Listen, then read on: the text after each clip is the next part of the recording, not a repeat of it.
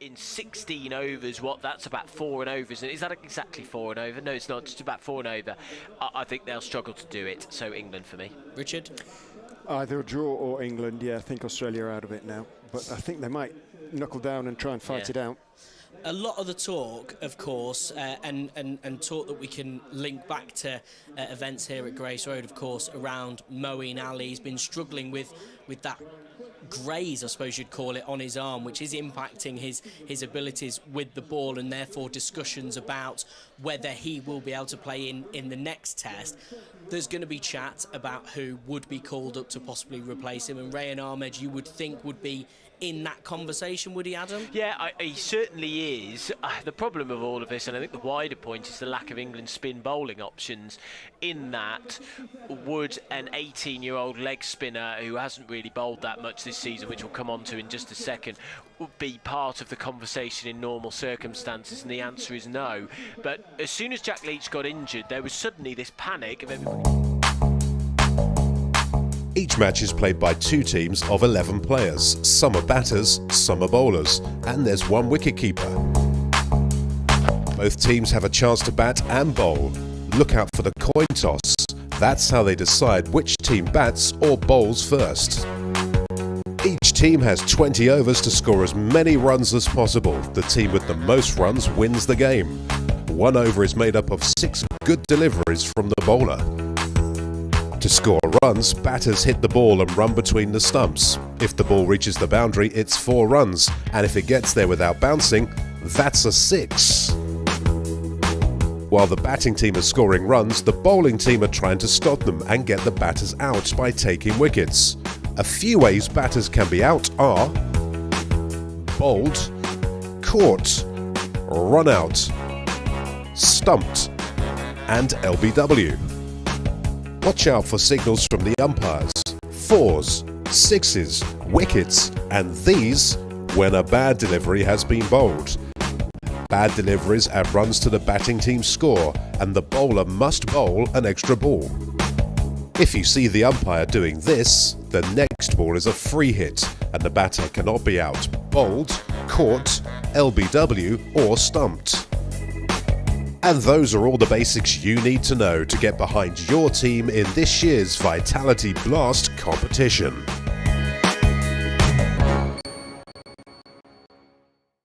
In which he made his debut, which is when England already won a series in Pakistan, and Rayan Ahmed was out there. He was out in the Middle East, wasn't he? I think playing for the Lions, and had it just seemed about right to give this guy a go, and he did very well.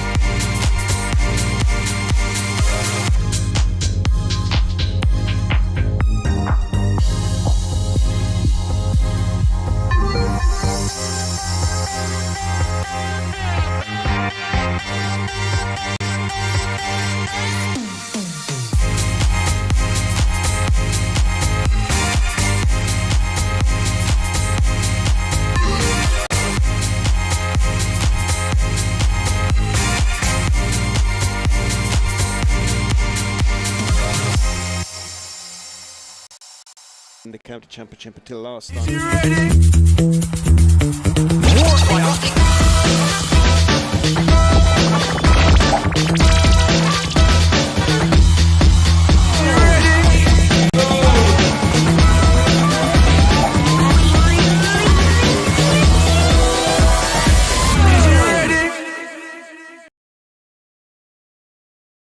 relation maybe to the Australian selectors, there may have been a discussion about Peter Handscomb, but looking at the way Khawaja has approached and played in this first test, are we expecting that to be a conversation that's pretty much over?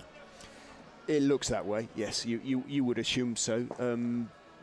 You know, well, I don't know. It's an interesting one, isn't it? Because if they do go on to lose this game, still two wickets in hand, by the way, well, they need still 50, 51, 52, something like that. You know, maybe they've dug in a little bit. And Handscomb is not a particularly attacking batsman, although he's come into the Leicestershire's T20 side. Don't think that they would be looking to bring him into the squad at this stage. You know, whatever the result of this game, it's going to be a close one. And they certainly haven't been sort of blown away, you know, in the way that they'd think, well, we better make some serious changes. So at this stage, probably not for Pete. You have to look through that team, Jack, and think who would he replace. The person that he could replace is possibly Khawaja, who's been the best Australian batter in this game. They're not going to drop David Warner. They're certainly not going to drop Marnus Labuschagne and Steve Smith in their top order, and so they either completely redo their batting lineup to try and fit Peter Handscomb in, or there's probably not a space for him at the moment. But you made the very good point before we came on air, Richard, that his space for one-day cricket may not be lost for the rest of the summer, and also if Khawaja, Warner, either of those top four players get injured, then Handscomb is here ready, and they can give him a call and he can be down wherever they want him to be in about an hour and a half. So that is a key positive for him. But at the moment, if everybody stays fit, he won't be in that discussion, I don't think. You would say, just to bring it back to what is happening in the here and now with Leicestershire, that disappointing result at the weekend, he was a player for Leicestershire that batted with some promise. Yeah, no, absolutely. He's a class batsman. He's a top-class bat. And, you know, whatever the format, you know, top class usually comes out to a certain extent. And he went through the power play really, really well. So, you know, Australia's loss in that respect is Leicestershire's gain, and I fully expect him to sort of have an impact over these sort of last few games, and possibly in the county championship against Durham starting on Sunday as well. Well, the latest in the Ashes, Australia 244 for 8. They require 37 runs. They biffed a few. So yes, the situation seems to have changed ever so slightly. Right here, though, it is Leicestershire against Nottinghamshire in the T20 Blast. Nottinghamshire won the toss, they elected to bat, and the players are out on the pitch. So I'll hand you to your commentary team of Adam Whitty and Richard Ray. Yes, the age-old cricketing rivalry between two teams that have been going at it for decades, centuries. Over a century, yeah. Yeah, played out in the Midlands. This is the only real cricket going on in the Midlands today. So East Midlands, anyway. Yes, yeah. It is Leicestershire against Nottinghamshire. This one of the highlights of any Leicestershire fan season, really, when the Outlaws come to town. They are their bigger, more certainly more resourced neighbours, and they love upsetting them, and have done regularly throughout the years. This particular confrontation, Callum Parkinson against Alex Hales, that could be really interesting, because Parkinson has had Hales' number a few times in this competition. Seen that off stump knocked over by Callum Parkinson. So let's see if he can do it again. So just a reminder, Nottinghamshire won the toss and chose to bat. Both teams unchanged after defeats. Leicestershire's against Worcestershire here on Sunday, which was a bit of a hammering, as were Nottinghamshire against Northamptonshire in their last game. Right, Callum Parkinson will bowl to the Nottinghamshire opener Joe Clark to start us off. He's up to the wicket, he bowls. Back goes Clark, down the ground he goes. And it will be fielded at mid-off by Vian Mulder, the South African. And so it will be Hales on strike. Got 55 at Trent Bridge. That was probably my favourite game last season, was Leicestershire up at Nottinghamshire. That was when they were in their peak of their form, the Foxes. It was a really tense game. Hales, 55 not out in that game, as Parkinson bowls to Hales. Oh, gets a thick outside edge off a length delivery, does the England international. It'll be in his mind that Parkinson's had the wood over him for, you know, in their last 3 or 4 games, for sure. 6'5", he stands and waits for Parkinson. He drags this down and back goes Hales. It's a leg on the leg side and he pumps it down the ground. It's fielded by Louis Kimber, and so 2 for no loss. Yeah, these two, they're top batters of the season in T20 so far. Clark, 306 runs. As Clark faces, moves away. Oh, and I'm not sure it was an inside edge. It certainly came off his body. He followed Clark Parkinson, and it's gone away for 4 byes. So it looked like it hit something, but it might have just been his clothing or something. I'm not. Or it might have just gone straight through. Yeah, straight through. I'm afraid it hit Handscomb's gloves, but didn't go into them, unfortunately. So it's been a mixed quickened start. up a bit, hasn't it? It has. It was a slightly sort of stodgy pitch on Sunday. Is he ready? Back again goes Clark, and there is no run. To live T20 cricket between Leicestershire Foxes and Notts Outlaws. It's relatively sunny skies. I don't know about you, Richard. I woke up this morning and thought we've got no chance of cricket today, but I think we're set fair for a full evening.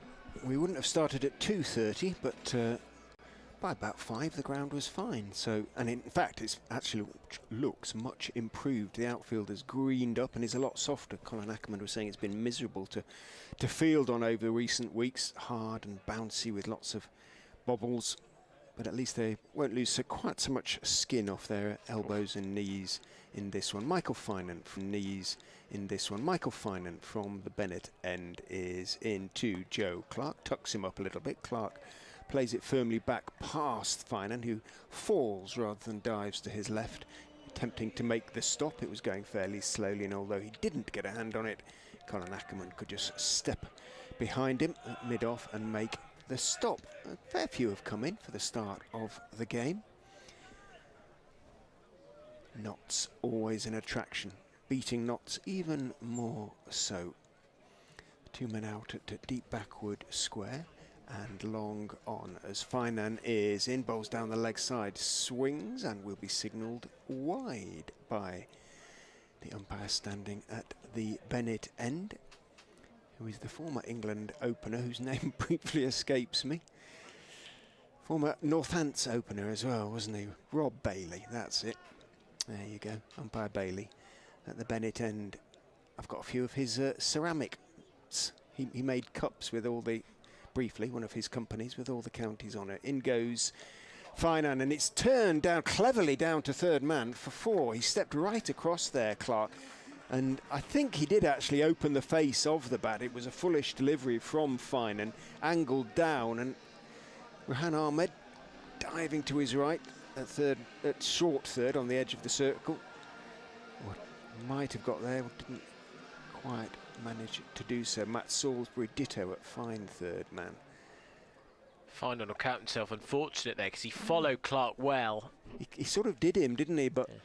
Clark played it cleverly. He moves on to 6. Finan is in. Bowls to him. Fuller this time. A little bit of a hoik across the line in the end.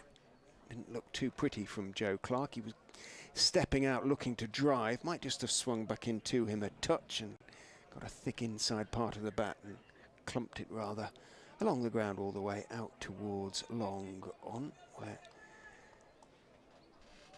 Vian Mulder's having to go from one end to t'other at end of each over.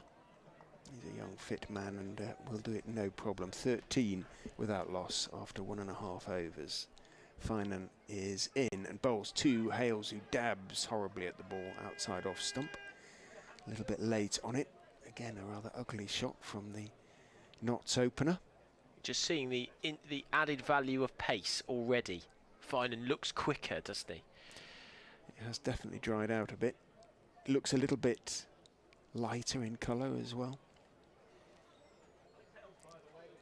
Finan looks down at the ball.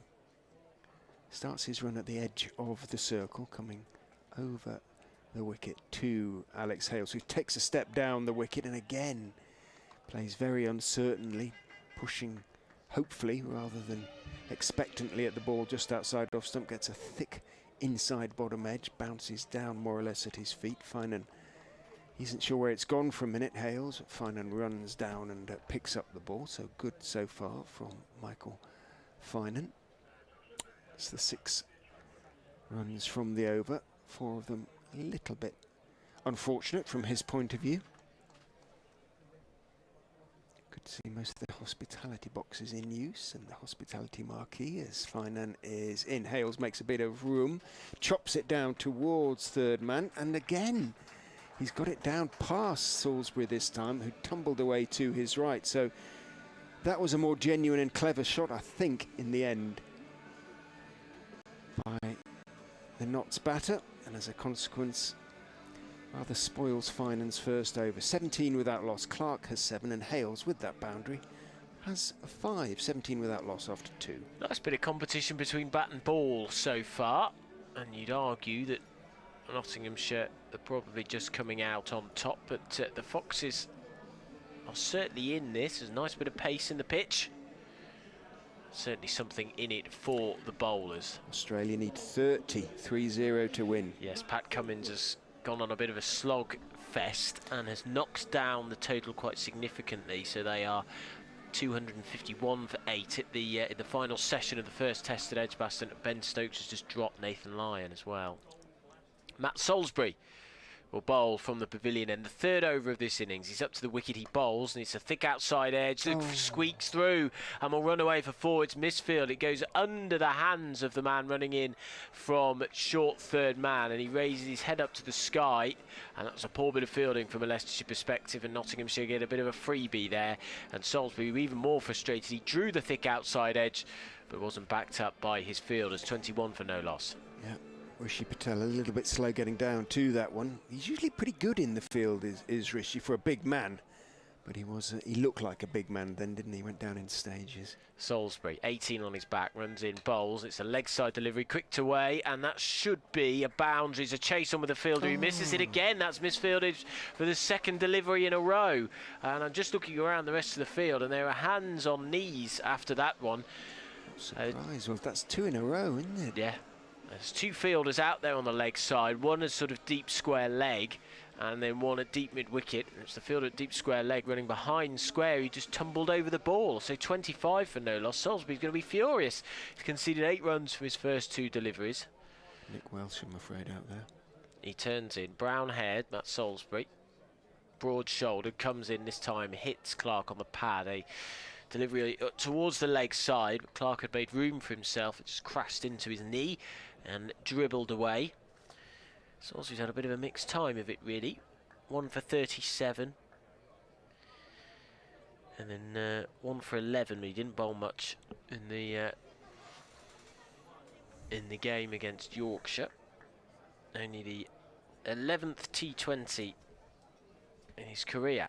He's up to the wicket. He bowls, and this is pulled round the corner. It is the umpire, who seems to be okay. Everybody checking if he's all right. He's got his hand up to say he's all right. I think that's hit him on the bum there. I was, yeah. So I'm afraid, yeah, it did. So he's laughing it off. Everybody's checking that he's okay. Everybody seems to be enjoying themselves out there. And yes. So maybe only his pride hurt from the umpire there. Is that umpire Bailey? It is. Who, yes. And maybe a bruised bottom tomorrow. It's Peter Hartley at this end, by the way, of Yorkshire, but yeah, umpire Rob Bailey. Was fiercely struck. He's gone to that quite quickly, was Clark, who scampered through for a single. 26 for no loss is the score. 2 balls left in the third over. Salisbury comes in, bowls a straight delivery, which Hales just pushes back straight at him. Yeah, I don't think it sort of cost Leicestershire or Nottinghamshire any runs, because it just slowed it down on its way to Welsh at deep square. Hales, World Cup winner. At the start of the year or the turn of the year when they won the T20 World Cup, England. And for the time being, hold both white ball World Cups as in comes Salisbury. Final ball of the over. Oh, and Hales tries to make room for himself. And it's well down the leg side from Salisbury, but Hales was even further down the leg side trying to make room for himself to try and arc it over the offside. It's the end of the over, the end of the third here at Grace Road, as there's some white cloud just making its way over. It's blocked out the sun somewhat to our right hand side. Doesn't look overly threatening, but that is 3 overs got in this match between Leicestershire and Nottinghamshire, and the Outlaws are 26 for no loss, having won the toss and chosen to bat. Callum Parkinson is now going to try and over from the Bennett end. Makes sense to get Parky bowling at Alex Hales. He'll be bowling at Clark to start with, but it is risky for the spinner. He has men out at long off and mid wicket. The only two he's allowed. Looks around him. Callum Parkinson makes sure they're all in the right place. Runs in, jogs in and bowls outside off stump. Cut hard away by Clark into the ground. And although Welsh dived at cover, couldn't get his right hand to the ball. Thumps into the advertising hoardings at roundabout cover on the boundary, of course. And nice shot. Probably the cleanest struck shot that the Notts batters have managed so far. But it's a good, ominously good start by them so far. 30 without loss after 3.1. Parkinson is in and bowls straighter. Back goes Clark. Didn't really come on. Pulled it hard, but again clothed it slightly. You probably heard the sound. Didn't sound quite right. Didn't come out of the screws. Michael Finan ran across from mid-on to field towards a straight mid-wicket. Clark takes one, moves on to 21. Hales, who's been careful so far. Parkinson in to him again. Minimal foot movement from the tall Notts opener. Tried to work it into the leg side. Didn't get anything on it. Came back off the pad. He flexes his knee as though it stung a little bit. Looks a bit out of sorts, Alex Hales. Famous last words. He could still be on 100 after 60, couldn't he? But we'll see. In goes Parkinson. He won't be on 100 because Parkinson, not for the first time, has bowled him, slogging across the line. Two stumps are out of the ground. Hales, well, he didn't look right from the start. He has made an absolute mess of those stumps, Callum Parkinson. And once again, Alex Hales is Callum Parkinson's bunny. Absolutely fantastic. I'd love to know the stats of how many times he's dismissed him, but I think I've seen him go at the hand of Hales at least 2 or 3 times. You would have probably seen it more, Richard. It was a beautiful delivery. It's a similar ball that seems to get him every time. That quicker, flatter, sharper delivery that Parkinson is so capable of bowling, and bowling so well. He varies up his pace so nicely, and that was a beauty from him. And I just saw him down there. He was just saying to the rest of his teammates, he was just signalling to show that there's a bit of movement there, bit of spin. Leicestershire get the breakthrough, and they needed that because, as you said, they'd started very well. It started ominously, had the Outlaws, without taking too many risks, if any. And now they've landed a blow, Leicestershire. Absolutely. Parkinson will go over the wicket to the new man, who is Colin Munro. And there will be changes to the field as a consequence. Mid-wicket, one man out, and I think, looking behind, third man at last. Munro, no number on his back, goes back to that delivery, pushes it firmly out towards Ackerman at mid-on, and there's no run. No, the other man is at deep backward square, so mid-wicket, deep backward square for the left-hander. It is the short boundary. Parkinson is in horribly.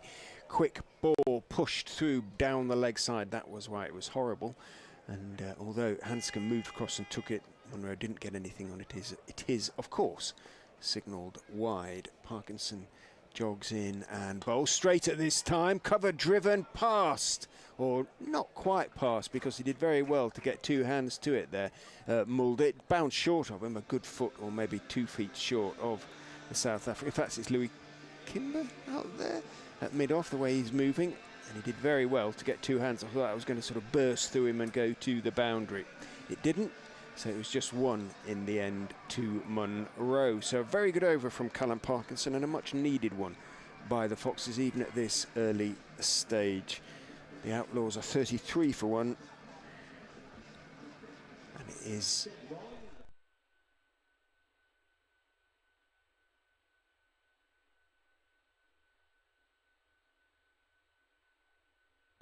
Kimber inspecting his hand. It's reminded me of a video I saw on social media. I don't know if you saw it. Roloff van der Merwe, Somerset all-rounder, Richard. He stopped the ball in a T20 match over the weekend, dislocated his finger, got it popped back in on the pitch and carried on and finished the over.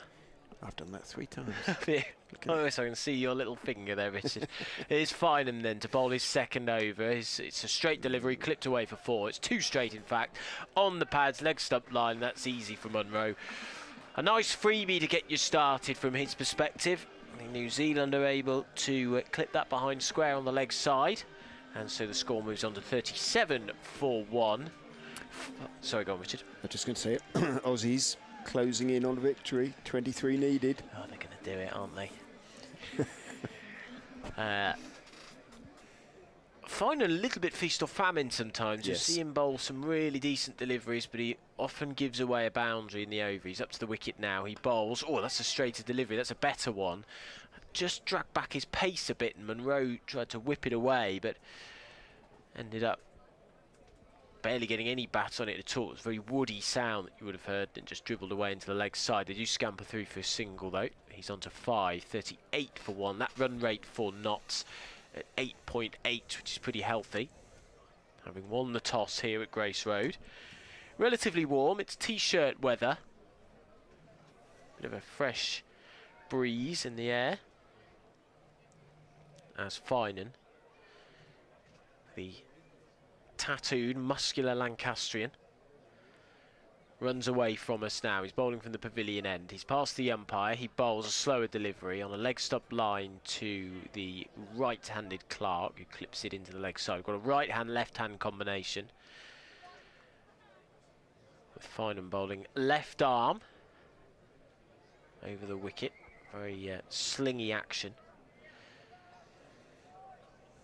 Nice murmur in the crowd here as Leicestershire play Nottinghamshire. These two East Midlands rivals. As Finan turns. Bright white boots on, all in green. He's up to the wicket now. He bowls, and this is clipped and dropped. Tough chance, but probably should have been taken by the man at short third man. It was whipped at quite a pace by Munro, and it went into the hands. It was at a head height of the fielder there. Is it Kimber there? Salisbury. And it didn't look comfortable at all, or as though he was able to get both hands to it, and it whipped away for 4 runs in the end. That was the result. So 43 for 1. The fielding has been off from Leicestershire today, which is not something you normally say. No, it was travelling, but someone like Mulder or Kimber, you'd have backed to hang on to that. Fine, and then runs in. This is an expensive over so far. He's up to the wicket. He bowls. Back goes Munro, and that's well fielded this time by Rahan Ahmed, running round from backward point. He dives on the ball to stop it to his right hand side, and might have just landed on his shoulder, so he pushes his right arm in circles to get that loose again. 1 run added to the total. Munro 10, Clark 22. So there's a lady, I spot this lady right below us, who's got a sun hat on, sat as close as she can do to the action, right up against the metal barriers, as Finan comes in, bowls, and that's clipped away on the leg side, and that's going to be 4 runs. Well, it was a pretty ugly shot from Clark down towards Cow Corner. He barely put any effort into it whatsoever, a lot of bottom hand on it, just sort of pushed it down the ground, and it found the gap. There's a man out at deep mid-wicket, and there's a mid-on rather, and it raced away for 4. So end of the over. That's Finan's second. He's going at 12 and over so far. 24 runs conceded, and Nottinghamshire have made a decent start here. They're going at just under 10 and over with Ackerman, but it would have been a miracle catch. What news from Edgbaston? 265 for 8. Salisbury is in and bowls, and it's a good delivery, just held back a little bit, drew Munro into the drive. He went at it a little bit too soon, got a thick inside edge and rather spooned it out towards Ackerman at mid-on. Nicely took the pace off that one, Matt Salisbury. 16 to win. Well, they didn't shut up shop, did they? Maybe they will if the skipper goes. Cummins steering Australia to victory, perhaps. In goes Salisbury and bowls. Munro again is driving across the line. If the throw hits, it's going to be close. Ackerman's throw from a wide mid-on does not hit. He went for the run anyway, Munro, and I suspect, as I say, that had the throw hit the stumps, he wouldn't have made his ground. However, it didn't. Leicestershire's fielding, as Adam said, continues just to be a little off tonight. They're not quite at 100%. Field spreads for Clark, the leg side field that is. The two men go out to deep mid-wicket and deep backward square, not quite on the ropes, as Salisbury's in to the right-handed Clark, who goes back, scoops, and is caught by... No! He was caught. Parkinson seemed to have it in two hands. He dived, and as he fell, it must have just jarred against his elbows and somehow came out. He cannot believe what quite happened there, Callum Parkinson. He had it in his hands for a good second and a half, 2 seconds. He fully caught it. Remarkable. Well. Just must have been, as you said, Richard, the impact on the ground as he caught it. Another chance goes down, and the fielding continues to let Leicestershire down. 50 up for the Outlaws as they come towards the end of the power play. Salisbury is in and swung down towards long leg by Munro. Thick inside part of the bat, but Salisbury must think he cannot buy a piece of good luck at the moment. Parkinson still can't believe what happened there, and neither can Leicestershire supporters. It's been what we've had 1.5 drops, haven't we? Instead of one to Salisbury was a half chance, but then there's been probably a good 10 to 12 runs. The Salisbury catch at mid-on as well went through. In goes Salisbury, and he has been smashed back over his head for a huge 6. Bounces against the brick walls of the Turner Indoor Centre. And as a consequence, at the end of the power play, the Outlaws looking pretty good. They are 60 for 1.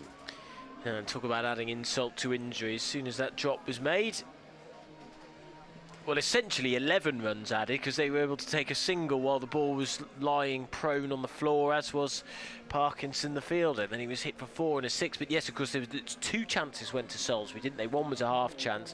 One definitely should have been taken when he was at short fine leg. And the Foxes... You'd say 2.5 chances and you know, the best part of 15, 16 runs in that power play. Yeah. 60 for 1. Run a ball. They're on for a big total here, Nottinghamshire, if they're not pegged back. And could Rahan Ahmed be the man to do it? A man who were discussing pre-match about his chances for England. 2 for 25 against Worcestershire. Probably one of the only players to come out with any credit whatsoever. The leg spinner will bowl to Joe Clark, who's 27 not out of 16 deliveries. He's bowling from the pavilion end. This one is a flat delivery, straight one, and it is whipped away on the leg side. It's fielded by Kimber, with the ball just bouncing in front of him. But the ball is lobbed in. So 61 for 1 is the score. Now Munro, 21 from 11. Will face. The field changes. So we've got a left-hand, right-handed combination. So the new field sees a long on, deep mid-wicket, deep backward square leg. 3 men out in the deep on the leg side as Rahan Ahmed comes in. Oh, nearly gets through Munro. That was a beauty. There's a strangled appeal from Handscomb. There's a throw that comes in, and Handscomb wasn't even paying attention to that. I presume that was at the wicketkeeper's end. Was it, Richard, or was that at the bowler's end? If so, it was well off target. Yeah, it's quite hard to tell from Salisbury there, but anyway, it missed both sets of stumps by about 6 yards. 62 for 1. And Ahmed now to the right-handed Clark. Turned quite sharply, that one, didn't it? Obviously trying to protect against the sweep, I think, here. Clark goes down, nearly chops on. Goes for the cut. And nearly plays onto the stumps. But gets away with it. I think it's happened twice now to Clark. He survives. They're getting all the luck at the moment, Notts. Oh, he's got a problem. It's Munro at the other end who's got the problem. Has he done a hamstring? No, I think he's running on with equipment. Is it pads? Not sure what's quite happened here, but thigh pad. No, he's pointing to his hamstring, his right hamstring. Yes, Munro has taken off quite a lot of gear. Colin Ackerman's wandered over for a chat. I think you're right. I think it might be more of an injury. The thigh pad is off, and he's gone down to the ground with a bit of an issue here, and somebody's just going to attend to him. So I'll tell you what the latest is at Edgbaston, where Australia are chasing down 281 to win what has been a pulsating first Ashes test. And Australia 267 for 8. They need 14 to win with 9 overs left in the day, and England need 2 wickets. What a finish. What a finish. What is it about that ground? Reminiscent of 2005, that amazing finish there. I can't remember. Also had a really good finish in 2013. I'm not sure whether that was Edgbaston, but it's something about that ground that brings some fantastic finishes out. But we'll keep you up to date with what's happening there. Plenty of other games as well going on in the T20 Blast in the North Group, which I guess is what we're mostly concerned about. But Leicestershire can't get through, but we'll tell you the other scores because it does have an impact on everybody else. Lancashire 164 for 8 in their 20 overs. It's between innings there at New Road against Worcestershire. Durham 29 for 2 at the end of their power play against Birmingham Bears at Chester Street. Northamptonshire 57 for 1. They may have just found a bit of form after 7 overs against Yorkshire. And then Hampshire 42 for 2 after 6 against Gloucestershire. Surrey 66 for 1 after 6 against Glamorgan. It's a 7 o'clock start between Sussex and Kent. And Nottinghamshire here 62 for 1 after 6.3 overs. Monroe is still getting seen to. We don't have runners really in the same way as we used to anymore, do we? Not in T20, I don't think. I think he's going to have to come off if he has really tweaked a hamstring. I suppose he could come back on in later on. He certainly incurred it trying to take that, well, successfully taking that single.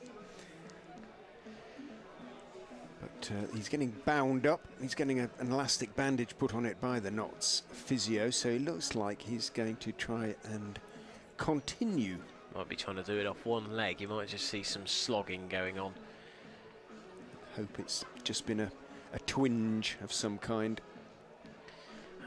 I was playing on Saturday, and batsman comes out, wickets just fall, and he goes, "I'll be honest with you, Adam, I can't run. I've done my groin, so we won't be running." Right, just what you want to hear from your partner. Just what you want to hear. I got out shortly after, so I didn't get to test how much difficulty it was. Although I did sit and watch the game for the rest of it, and he didn't seem to have as much of a problem as he was making out. He did run a few times, quite well, in fact. I guess that's the story of that power play, Richard, was is Monroe back. Yeah, he just ran to the far end to test it out and seemed to do so without any issue whatsoever. I guess the story of that power play was really Nottinghamshire with a lot of comfort, quite a bit of luck, but Leicestershire with their own worst enemy. 2.5 drop catches, as you said, Richard, about 12 extra runs. It was very disappointing power play that has put Notts in a very good position. Yeah, the early declaration is already the subject of discussion. It isn't quite over yet. Arguably, if it wasn't for the early declaration, we wouldn't have had a result at all. You could argue. It's true. And we wouldn't have had this drama. You can criticise England all you want, and I think that the early declaration is certainly cause for justification for criticism. But to be fair to them, we've got an amazing game as a result of it. A great advert for Test cricket. Edgbaston is absolutely packed to the rafters today on a Tuesday afternoon. That's not going to happen anywhere else. So Rahan Ahmed will continue then. We had a good break of about, probably about 3 or 4 minutes then, as Ahmed is up to the wicket, tosses this one up. The 4th ball of the over is clipped away by Clark into the leg side. You're going to have a choice of listening in just a second. If you want to stay with us on the cricket, then that's going to be on our DAB frequency, the BBC Sounds app, or BBC Sounds I should say, and the BBC Sport website and app. But if you want to listen to Chance Litchfield, who take you through the rest of your Tuesday evening, then you can on FM. We'll get one more ball from Rahan Ahmed. I hope he's moving the field round as he comes in, bowls here at Grace Road to Monroe. Back goes Monroe, clips it into the leg side, and they will scamper through for a single. So if you want to listen to Chance, now's your time to turn over. But if you want to stick with the cricket here on DAB, we will be glad to have your company. Alex Hales has padded up again, just in case he is required as a runner. But Monroe, although not moving completely freely, has completed 2 singles. Ahmed bowls, clipped into the leg side by the right-handed Clark, and that will be the end of the over. 5 from it from Ahmed, not too shabby at all. He keeps it relatively tight, but not still in a good position. 65 for 1 is the score, with Monroe on 23, bandaged up, and Clark looking comfortable, 30 off 20. Me and Richard keep looking at the scoreboard, looking up at the game, then diving down to our computers to see what's happening at the test match. 269 for 8. The Aussies, they need 12 to win. I think they've probably done it, haven't they? 8.1 overs to go there at Edgbaston. Colin Ackerman is going to bring himself on at the Bennett end. Certainly the pitch has sort of settled down compared to the way it was playing against Worcestershire.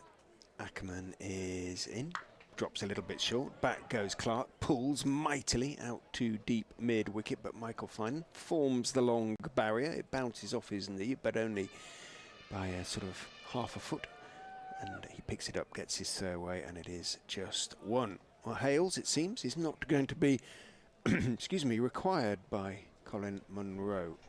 Ackerman is going to go round the wicket to the left-hander, waves at his field, then goes in, tosses it up, it's hit hard, straight back over his head, one bounce thuds into the black sight screen behind the bowler's arm in front of the Turner indoor centre. Hit that very, very hard. Colin Munro, he's got over 300 runs in the competition now, came into this game on 295, averaging pretty much 30. Ackerman is in, he tries to repeat the feat, gets an inside edge that trickles or rolls relatively slowly down to Ahmed at short fine leg on the edge of the circle. Perhaps he's just going to go for everything on the basis that the hamstring won't see him through much longer. In goes Ackerman, drops short, punched out into the offside off the back foot by Munro, out to the sweeper, and one is taken. Again, he jogged slightly uncomfortably, but not limping. I think he's okay, basically. Yes, it was a bit ginger. Yeah. 71 for 1. Munro 28 off 16, but it's Clark on strike. Hits huge blow over long on, and onto the marquee, which shudders. You could see then that the sort of transparent bit, the windows in inverted commas, shuddered then in the light, and one gentleman jumped. He was very startled, but happily didn't connect with anybody. Lovely hit by Clark. Ackerman is in to him again. He goes back and plays firmly and correctly out through mid-on down towards long on. That was a huge blow from Joe Clark. He's on 38 at the end of the 8th over. Munro has 28 knots, 78 now for 1 off 8. They're keeping up just about with that 10 and over run rate. Yeah, it's a big hit from Clark off the previous delivery. Slightly disappointed in a gentleman in a floral shirt on the far side of the ground who got himself in a position to catch it, then let it go over his head, and as you say, it shuddered right into the transparent plastic. Rahan Ahmed then to start his second over. Nottinghamshire 78 for 1 in this East Midlands derby. Back goes Clark and whips this away on the leg side. It was a quick flat delivery from Ahmed, and he'll just get a single from it from Clark down to long on. 79 for 1, Clark on to 39. Nice healthy crowd and what has turned into a very lovely evening in Ayleston. Few clouds around, but they're very high and white as Ahmed comes in. Back goes Munro, hits this high in the air and is caught by Finan at long on. Not quite the right shot, not quite the right field for that kind of delivery. He was just trying to shunt it away between that long on and deep mid-wicket, but ended up putting it straight down Finan's throat, really. And he has to depart Munro. He was sort of batting on one leg, really, so you can understand that he was just trying to biff it around and see what he could get, but he does have to depart for 28. 79 for 2 is the score, and Ahmed gets his first wicket. 1 for 6 he is. Nice to see a catch taken. Michael Finan making no mistake. Matt Montgomery comes out to replace Colin Munro, who is definitely sort of limping off now. Might be a problem for Notts going forward, that, if Munro isn't available for the next couple of games. And hamstrings don't usually clear up overnight, do they? Not at my age, anyway. Maybe Munro is a quick healer. He looks in good form as well. It's bad luck from his perspective. I see a Leicestershire enemy for many a year, Samit Patel, warming up down beneath me. Always a good foe for Leicestershire. As Ahmed comes in, might have been the googly, it's certainly a straight delivery on a leg stump line.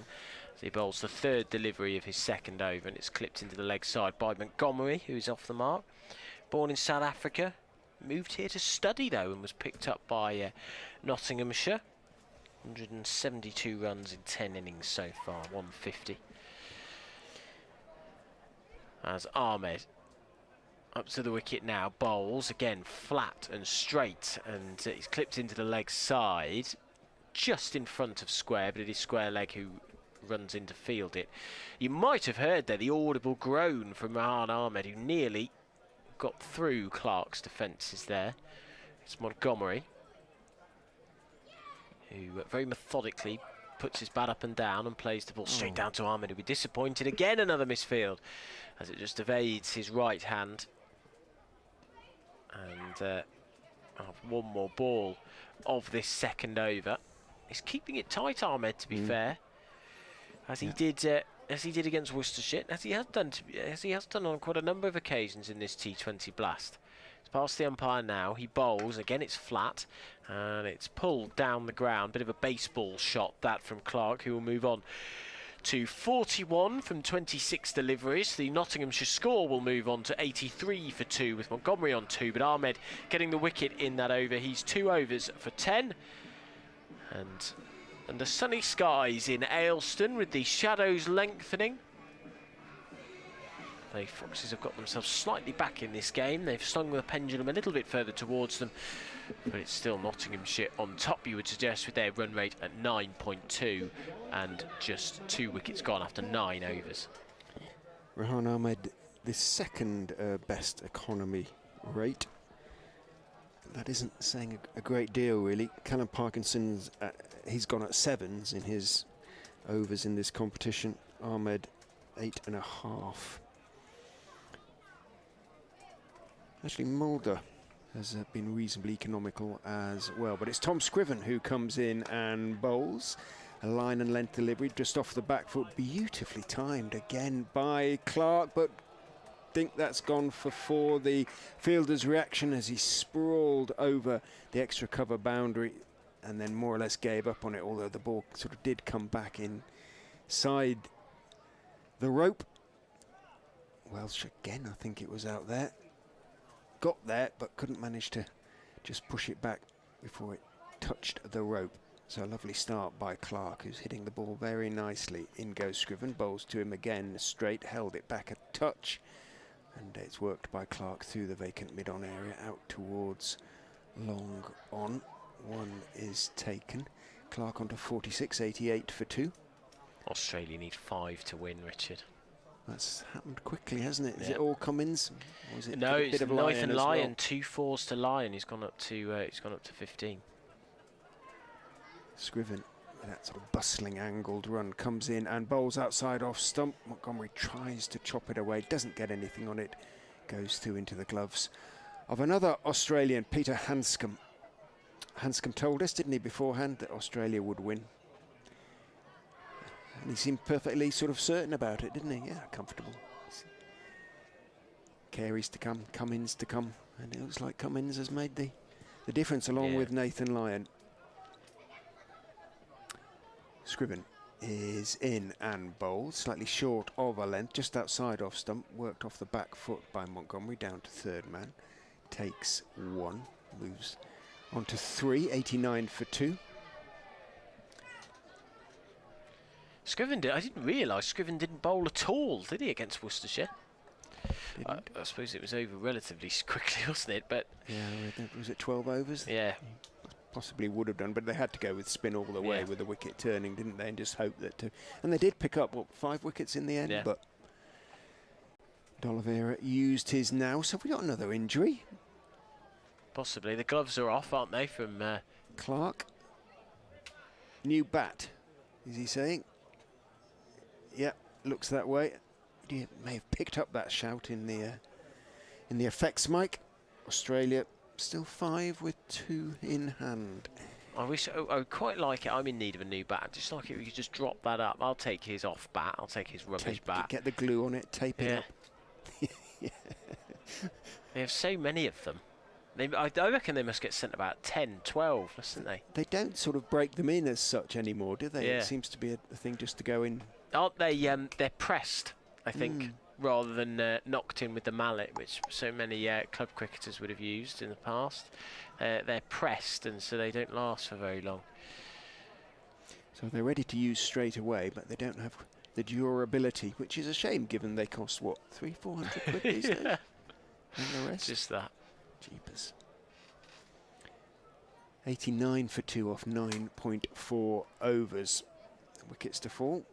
Those of Alex Hales, Colin Munro. To the spinners, Leicestershire spinners, Callum Parkinson and Rehan Ahmed, respectively. 5 and 28 they made. Long delay. He's just putting a new handle on. Is that all that's a new grip? Seems to be. That's all that's happening. We did come out with replacement bats, so he just wanted the grip on the replacement bat just rolling down a little bit. Right, stickers on the replacement bats. Clark is happy again now. He has a new bat in his hands. Waits with bat raised as in goes Scriven, bowls to him. He leans forward, no more than that, and plays it beautifully out throughout. Through mid-on, out towards the fielder on the long gone boundary. Takes one, but he's timing it very nicely, Joe Clark. We saw this on against Worcester, didn't we? Once you got in on the pitch, you could sort of play your way around on it, and it is a little bit better than it was. So Clark's score reflecting that. Scriven is in to Montgomery, who cuts him down to third man. Salisbury down there forms the long barrier, throws on the bounce to the hatless Handscomb. We don't often see that. Wicket keeper claps his gauntlets together. It's the end of the over, the 10th over, 91 for 2. They have a pretty solid foundation there, Notts, to go on and score. Well, they'll probably be looking at something around about 190 from this point on. I'd say probably, considering they only lost 2 wickets, I can see them getting 210, 220 if one of them gets in. They're going at 9 and over. What did it double it? Add 20? Yeah, so maybe 200, something like that might be more realistic. Our colleague Dave Bracegirdle was saying that they haven't batted well down the order. As Parkinson comes in, he's up to the wicket, he bowls, and this is driven uppishly. There's going to be a chase on for Finan at cover, and he's going to lose it.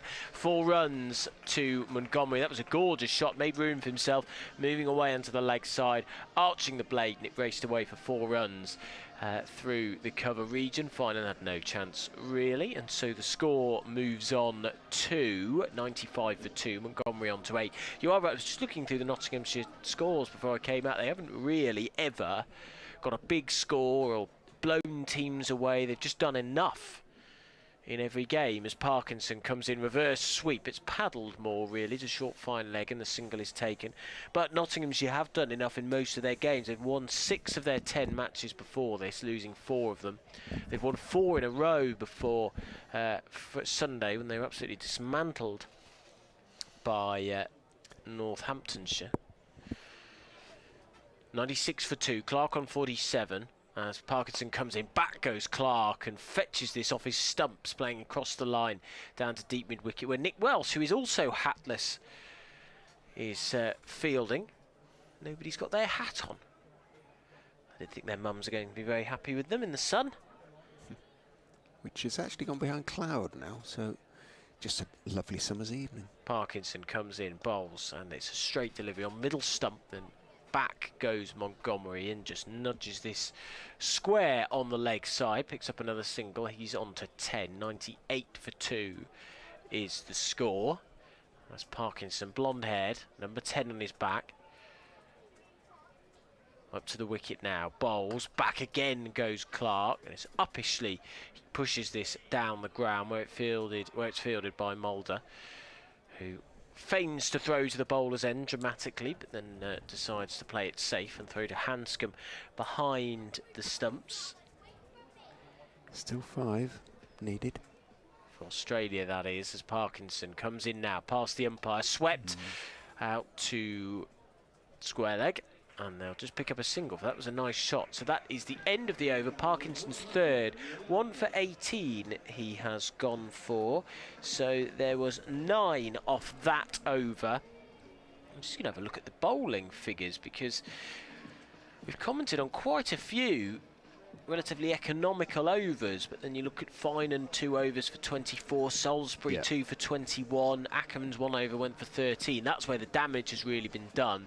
But at 100 for 2 off 11 overs, the Outlaws very much in control against their East Midlands rivals. Feels that way a bit, doesn't it?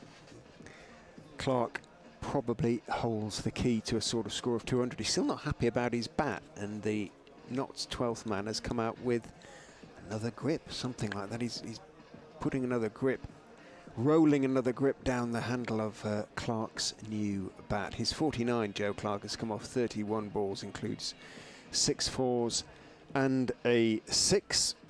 And as I say, he's the highest aggregate of runs for Notts in this competition so far this season, over 350 to his name now, and averaging in the late 30s as a consequence. He's happier, or at least happier with his bat now. Rehan Ahmed tosses the ball from hand to hand. He's going to have a go from the Bennett end. Goes in and bowls to Montgomery, who goes back and pulls. Short-armed pull out to mid-wicket. Finan, with his strong left arm, gets his throw away quickly, and it is just 1 to Montgomery. Moves on to 12. 101 for 2. Just seems pretty comfortable for Notts, doesn't it? Ahmed, he's ready to go. Clark isn't quite. He's waiting for the field to settle. Everybody out on the leg side. Ahmed is in. Clark is whipping him away in aerially through mid-wicket. Again, Finan is the fielder. Again, it's a good, strong left arm throw. 102 for 2. 50 for Joe Clark, has come off 32 balls. How many has he got this season? It's his 3rd. In goes Ahmed, and he's swept along the ground in front of square, actually, by Montgomery, who's going to turn for the second and make his ground comfortably. Finan's arm, which is probably a little bit tired, having thrown twice already in the previous 3 deliveries. That throw to Handscomb bounces 3 or 4 times before it reaches the Australian. 104 for 2. Ahmed is in. Reverse sweep by Montgomery, but he's picked out Salisbury at short 3rd man on the edge of the circle. Still gets his 1. He moves on to 15. 105 for 2. Australia need 4 runs to win. Ahmed is in and bowling outside off stump, cut very nicely by Clark out to the backward point boundary. Sort of wide 3rd man, almost gave the Welsh out there. No chance. Again, really nice piece of timing. As a cricketer, Clark is a class act. 109 for 2. And he's very dangerous. His highest score this season is 89 not out. As Ahmed goes in, bowls to him, he goes back, works it off the back foot through mid-wicket. He wants a second. Montgomery is the key because he's running to the danger end. He accepts Clark's invitation and makes his ground comfortably. Not a great throw. Ahmed doesn't take it cleanly behind the stump. So 111 for 2 in the end. 11 runs off the over. 12 overs gone, 8 remaining. They might be half thinking about 200 now, and it still isn't on the pitch quite coming on. It's better, but it still isn't quite coming on, so this is a good score. It is, and what I think will concern Leicestershire supporters and give a lot of confidence to Notts supporters is that they just seem pretty comfortable knocking Ahmed around, Parkinson too. I think they see them as the main threats, and so they're just hitting them for singles. You saw that 4 where they picked the bad ball and hit that away for 4. They don't look overly challenged by the Leicestershire bowling attack. They do miss Naveen, don't they? They The do. Foxes, no question about it. The Afghan injured, unfortunately. Again, he's here, but not available. That's fine, and runs away from us now to start his third over. He bowls, and it's clipped into the leg side, and that's probably going to be 4 runs. In fact, it is, as the man at deep mid-wicket can't get round to it, and it beat Vion Mulder at mid-on, and so 4 more is added to the total, and it's pace that's going for runs. They can't stem the flow when it's the paceman. Probably the wrong field, though, for that delivery. Finan isn't sort of bowling to the field in that respect. Very true. Mid-on up on the edge of the circle, and then sort of full on the legs. Yeah, well, enabling the on-drive. Fine, and all in green, runs away from us now at some pace. He bowls, and it's late cut down towards third man, where just a single will be taken. Nice shot by Montgomery, who moves on to 20. Clark on to 56. You're listening to live T20 cricket, BBC Radio Leicester on DAB, the BBC Sounds, and the BBC Sport website and app. Australia need 3 to win that first Ashes test. 2 wickets remaining. I think that's that done. Clark on 56, Montgomery on 20, Knott's 116 for 2 off 12.2 overs. That run rate at 9.4, and they are on track for a big score. Finan bowling the third ball of his third over, up to the wicket, bowl straight back, played by Clark to him. And I always think when they play songs like that right in the middle, it always sounds a bit depressing. Trying a bit too hard. I think Australia have just won. Just got a nudge from... Yeah, my phone's lighting up as well. Well, what a brilliant game of cricket that was. Indeed. Finan running away from us now. Past the umpire, he bowls, and it's hit straight back to him again, pretty much identically. Clark trying to whip it away on the leg side against the line. He's got a left-arm bowler bowling over the wicket to a right-hander, and he's trying to whip it away into the gap on the leg side. Although all 3 men are out there. You've got deep mid-wicket, deep square leg, and a long on. The rest of the field is short fine leg, backward point, third man, cover, and a deep cover point. In comes Fine and bowls, and it's driven down the ground for 4. Crisp shot from Clark, who came down the pitch and slapped it for 4, finding the gap between that cover and mid-off, and there it is, 4 more added to the total. And this is just my point. Again, I'm repeating myself, but they don't look challenged at all, Nottinghamshire. They look relatively comfortable, knocking it around, finding the gaps. The bad ball is going to come, that's how it seems. Once or twice and over, they'll get the boundary from it. Clark moves on to 60, 120 for 2. Finan in, bowls, a slower ball hit high in the air for 6.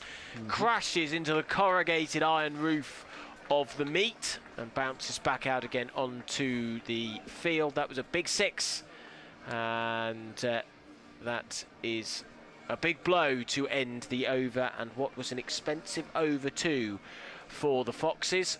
126 is the score, so 15 off it from Fine, and 3 overs for 39 he is, and no wickets taken.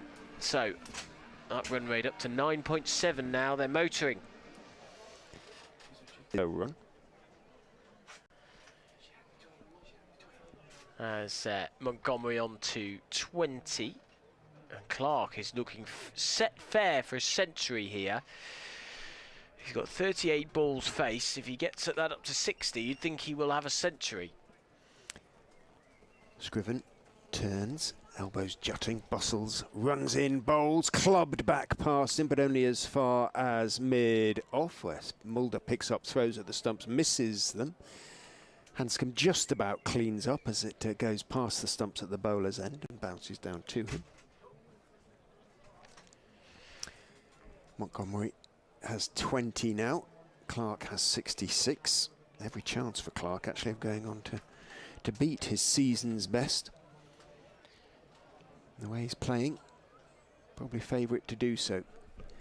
He's on strike now. Scriven is in. He goes dancing down the wicket, swings hard and rather agriculturally by the standards of this innings. Gets a thick bottom edge. It bounces down into his pad and trickles out into the offside. 127 for 2. 3 balls to go in the over. Scoreboard a little bit frozen, the electronic, in that it still has Ahmed bowling. Scriven is in, hit hard and high and long and straight, and bang, just in front of the Turner indoor centre, cleared the sight screen at the Bennett end. He went very, very high, but it did go far enough, as I say, cleared the sight screen. No chance for Mulder at long off to get underneath it. Beautiful hit again by Clark. You can always tell, can't you, by the reaction of the fielders. It's difficult at this height to get the perception of the depth on a shot, but the 2 fielders at long on and long off didn't move an inch. Yep, they knew straight away. Scriven is in. Down the wicket again goes Clark. He has skied it up into the air, and it's caught by Rishi Patel at short third man. Clark had already turned to head for the pavilion, so looked to be a sort of 100 almost there for the taking for Joe Clark, but he has gone. Caught Patel, bowled Scriven for 72, and a huge wicket perhaps for Leicestershire, and it might just restrict Notts from going to that score of maybe around 190-200. Well, I was just going to say, it's a relatively selfless innings by Clark, because as you say, the 100 was there for the taking, but I think he felt that it was his responsibility to go and get his team a big score. To go and really get a 210, 220, and that he was only going to get that by really hitting out and being aggressive. But it was maybe not the most sensible, considering he'd already hit the 6 from the over. Yeah. Quite a lot of runs had come from it already. They got enough. I agree. I think he could have, just held back a little bit there, but it was kind of hit everything from that point on and skewed it up into the air. And they'd probably served his side better by going on to get that 100, while the likes of Samit Patel played around him. But Patel hasn't come to the wicket. It's Tom Moores, the Notts wicket-keeper batsman, little left-hander, belligerent, combative. Words like that for Tom Moores. 190 runs in the competition so far, so not his best season, but he's had a few not-outs among them, and a best of 41 not out. Gives him an average of 31 for the competition so far. 4 not outs in his 10 innings. He waits. Curious stance as Scriven goes in, bowls to him. Might just have swung back in moved back in a fraction. Moores chops it out into the offside. Ahmed fields, and Scriven's over ends well with a wicket and a dot, so he dragged it back nicely. 133 for 3. The electronic scoreboard has completely given up on itself now. Moores has yet to get off the mark. Montgomery has 21. You listen to BBC Radio Leicester, the East Midlands derby between Leicestershire and Nottinghamshire. If you're a big cricket fan, you've already had one big gut punch with England losing the first Ashes Test in the past 5 minutes or so to Australia.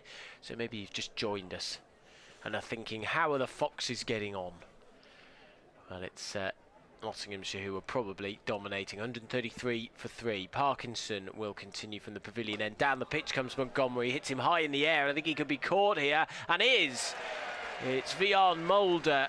Very safe pair of hands who collected the ball. In fact, it's Finan who caught the ball, and a very safe pair of hands, regularly involved out there, and he caught it at about chest height. And there's the 4th wicket, and well, Leicestershire might feel that they're getting back into the game a little bit here as Montgomery skied that in the air, looking for the slog over cover, and he has to depart for 21. So it is 133 for 4 the score. 2 wickets falling in quick time, and Parkinson gets his 2nd wicket.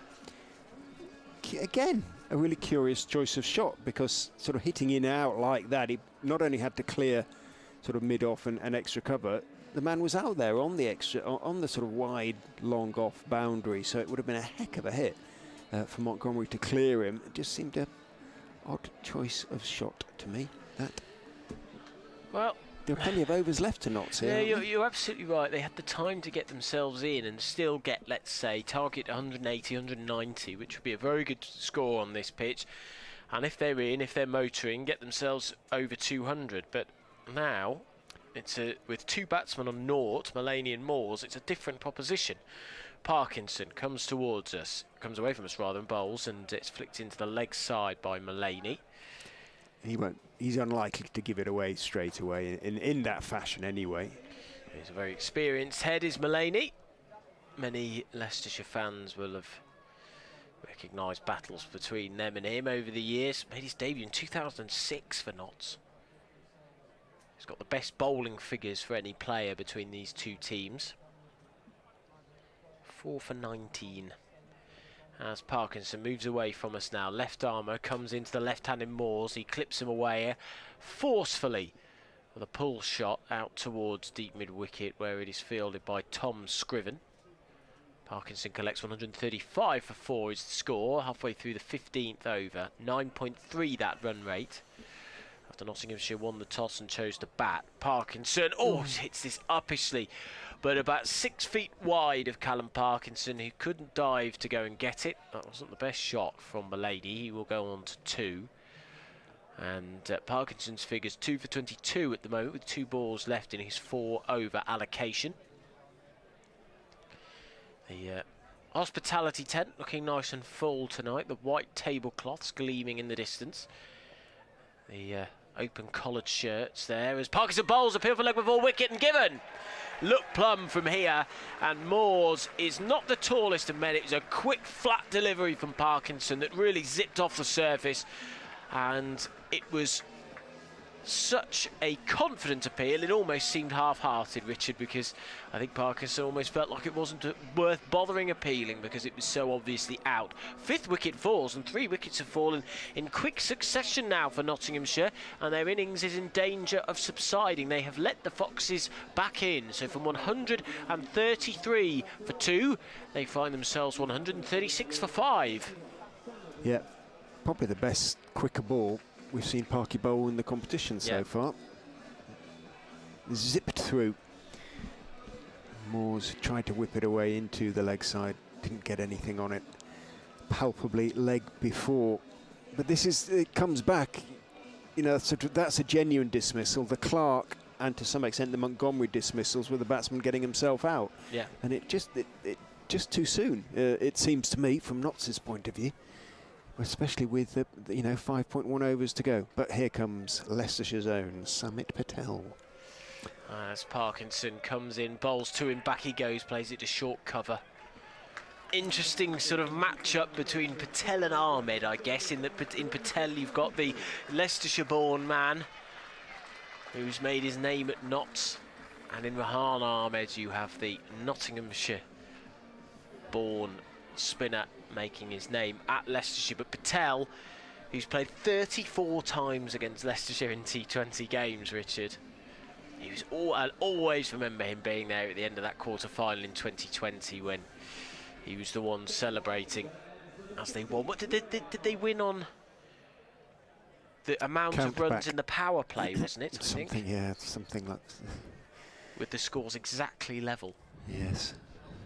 Rehan Ahmed in from the Bennett end, and it's worked by Mullany off the stumps, but only out towards deep mid-wicket. He takes the first one quickly, but Samit Patel not inclined to take on the mid-wicket fielder, so just the one. And these two will presumably look to work it around for at least a couple of overs. Ahmed is in, bowls, and clipped neatly by Patel out through mid-on to long on. 1 taken. No, Harry Swindle's out there at the moment. I don't know whether somebody's off at the moment as a consequence. Swindle's is acting 12th man at long on. I'll have a look around, see if somebody else is off.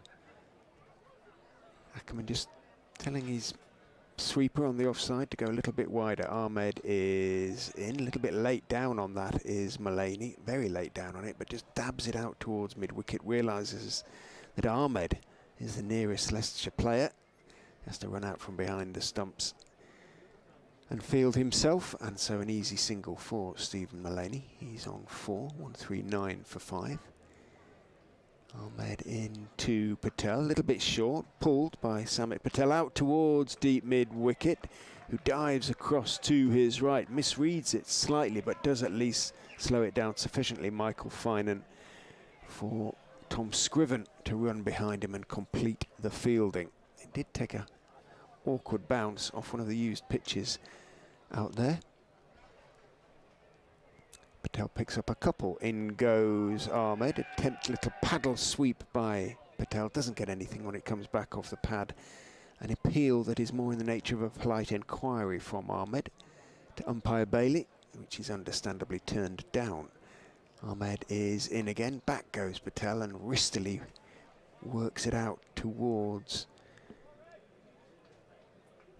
Scriven, who comes in, not Scriven, Swindles, who comes in from that long on position, and one is taken. End of the over, a pretty decent one from Rehan Ahmed, who has finished his 4 overs, taken 1 for 27 from them.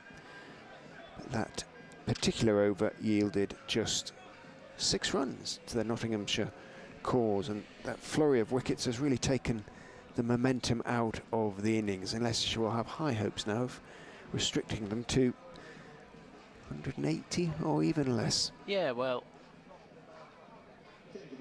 this innings has slightly turned on its head in a slightly remarkable way, really. 16 overs gone, 142 for 5, 2 new batsmen at the crease. The run rate just beginning to level off. I think for the first time all game it's below 9, 8.9 an over with 4 overs to go. And I tell you what, if they can restrict it to what, 170? They're happy with Leicestershire. Salisbury bowls his 3rd over. It's driven through the covers for a single. It's fielded out there and whipped in by Scriven, right-handed. So single is added. Patel on to 5. Mullaney on to 4. Patel's strike rate is never much more than 100. 106 for the competition so far this season. They struggle sometimes to find the boundaries. Salisbury up to the wicket now, bowls. It's slower delivery, clever, slower bouncer, which Mullaney, who's not the tallest man, was trying to late cut. Nice bit of crowd singing below us, the Leicestershire La La La song coming out for this East Midlands derby. Relatively healthy crowd, I have to say, for a Tuesday night, considering it was tipping it down when we all woke up this morning in Leicestershire. Salisbury bowls, back goes Mullaney and carves this away, but he didn't time that at all. So his bat was quite straight when he played it, and so the single is taken out to deep point. 144 for 5, that run rate down to 8.7. And since 15 runs were scored off the 13th over, things really have slowed somewhat for the Outlaws. Salisbury in, bowled. Patel tries to make force the issue, pulls it out towards deep mid wicket on the bounce. 145 for 5. This is good for Leicestershire. I think lots of fans watching or listening to this will feel a little bit nervy now, because they've lost key wickets. As Richard was saying, they don't tend to bat particularly low down. They're not scoring runs at a quick rate. Salisbury bowls. It's hit off Mullaney's pad. Handscomb somewhat frightens Mullaney as he attempts to throw the ball, or feigns to throw the ball at the stumps, and so Mullaney scampers through the final 5 yards. 146 for 5, a leg by added to the total.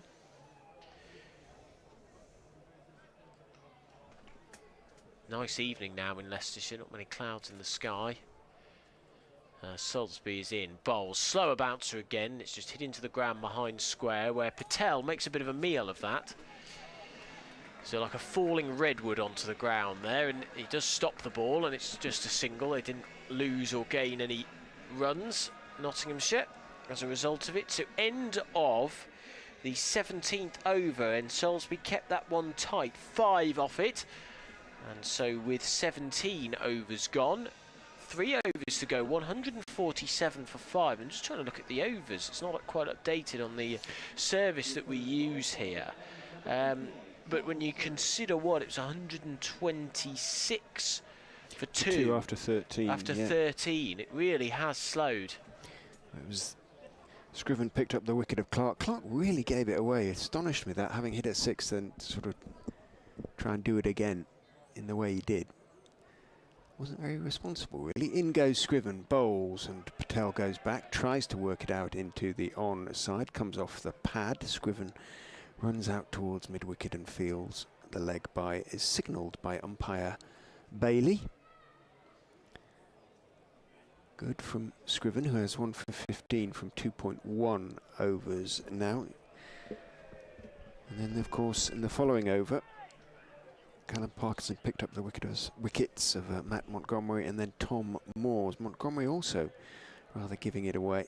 Moores less so. In goes Scriven, bowls, hit up into the air by Mullaney. Might land safe between bowler Scriven running back and mid on run and long gone even running in. Gets a pat on the back, the bowler. And it is one for a slightly fortunate Mullaney. Looked like it was always going to land between them.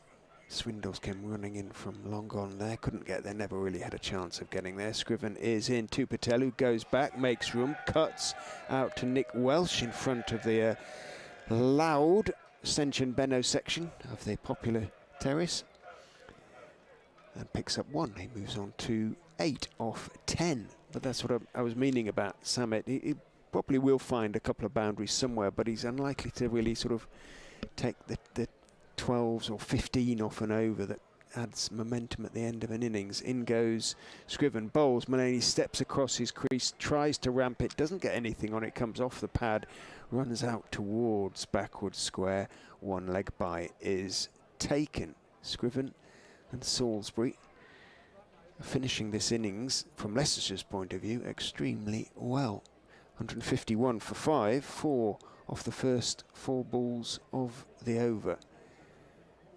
This is the 18th of the innings. Scriven is in. Patel is hitting hard and straight. Could be caught. Oh, brilliant catch. Running across to his right by Vian Mulder. Down low and maybe 3 or 4 inches, no more than that, off the ground. What a great pickup by Mulder, who has a wonderful, wonderful pair of hands. We've seen some catches dropped in this innings, but well, it doesn't necessarily make up for them, but that was a brilliant catch. That was absolutely brilliant. Running round at some pace, you've got to judge the fly to the ball. Where's it going to land? He nearly ran past it, Mulder, but then stopped, checked his run, and had to dive forward to collect it, as you say, inches off the turf. That is outstanding fielding, and that is where the international quality comes through. It's a shame we haven't seen as much of Mulder's bowling as we would have liked, or some sort of destructive batting, but in the field he is near peerless, and Patel has to trudge off. And 151 for 6. It's easy to say this in hindsight, but you just sort of think those overs around the 10th over, Richard, where Nottingham just seem really, really comfortable. If they were able to force the issue a little bit, Leicestershire, they might have been able to strangle them even more. But at the moment, they're set fair for about 170, which Leicestershire will feel is gettable. Swindles is being summoned from long on for the left-handed Shaheen Shah Afridi. Into the covers. Scriven is in, bowls to him. He just bunts it out into the offside. Ackerman runs in from mid off fields, misses his throw at the stumps, and as a consequence, an extra run is taken. There was no chance really of anybody backing up that one. Nobody behind square on the leg side, and both Welsh and Patel had to come in off the boundary, and so Ackerman, in his zeal, turns 1 into 2. Afridi off the mark with that 2. End of the over though, 153 for 6. Another excellent over from Leicestershire's point of view. Scriven now has 3 overs, 2 for 19. And Notts with 2 overs remaining, 153 for 6. That run rate has dropped dramatically to 8.5. It was regularly up at about 9.7 up until that sort of 12th over, when at 133 for 3. Things collapsed and the wheels came off a little bit. The bowling figures for Leicestershire: Parkinson 3 for 22, 1 for 27 for Ahmed, and 2 for 17 for Scriven, as Salisbury comes in to bowl his final over. He bowls a slower delivery and he hits the stumps. There's an appeal for a catch. There could be a run out here. Well, there's a rather hilarious set of circumstances, with Mullaney hitting the ball straight back into the stumps. Then Afridi comes charging down the pitch. So does Mullaney. He makes it about 2/3 of the way before he's sent back. Salisbury can't... The way to run somebody out when the wickets has been smashed is to remove one of the wickets. Is that right? You pick up a stump with the ball in the other hand. Yes. So he tries to do that, but Afridi's back in his crease. And so nothing doing in the end. No run. 153 for 6. Salisbury back, uppercut, and over. Yeah. Yielded only 26 runs between them. 6-3, 6-5, 6. Salisbury running away from us at the pavilion end. He's up to the wicket, he bowls. Slower delivery, and it's a really clever delivery, as Richard says. Went for the big hoik over towards cow corner, did Mullaney. His eye lit up, but he missed it. He was about 10 seconds too early on it. So the score remains 157 for 6, and Leicestershire have turned this around. It'd be really interesting to see what a Nottinghamshire fan would think of this. I imagine they think that they've thrown away a chance of getting 200 and open the door. Salisbury, full toss, hit down the pitch. This is going to be a boundary, I would think. Yes, 1 bounce 4. That was a poor delivery from Salisbury. He's mixed really good stuff with really bad stuff in this over. That was the latter. A full toss, straight delivery, and it just needed good timing on it. Bit of a push down the ground from Mullaney, and he gets another 4. So 161 for 6 is the score. What we have seen, I think, from Salisbury is enough to suggest he is going to be part of the Royal London Cup side. He has enough variations, bowled with real intelligence. Hasn't always got it right, but... He's past the umpire now, penultimate ball of his over. Oh, and he nearly plays on, does Mullaney. Went again for the big mow over towards the leg side in front of square and nearly played it onto his stumps. They scamper through for the single. 163 for 6. And again, if I was a Nottinghamshire fan, I'd be saying, why are you playing that shot? They've got 2 fours from the over and the single. There's not many wickets left. I appreciate you trying to force the issue a bit, but there's 1.1 overs left. But yeah, I mean, with sort of 7 balls to go, it's kind of just about fair enough, isn't it, to swing and try and get it away. It was the earlier ones that, for me, just took the momentum out. But I don't think this is necessarily a bad score. No, but I suppose it's it has worse gone than it from, might have been. Yes, it's the chance of a brilliant score is dissipated. Salisbury bowls another good slower delivery, and Afridi went for a massive hit once again towards cow corner and missed it. I think he or did he get an inside edge there? He did, actually, just short fine leg. And so that is the end of the over. That was more expensive, 10 off it from Salisbury. He finishes with figures of 4 overs, none for 35, and so Nottinghamshire 163 for 6. Mullaney on 15, Afridi on 3. Afridi on 3. Not easy. And we've got 1 over left in this Nottinghamshire innings. They won the toss earlier and chose to bat.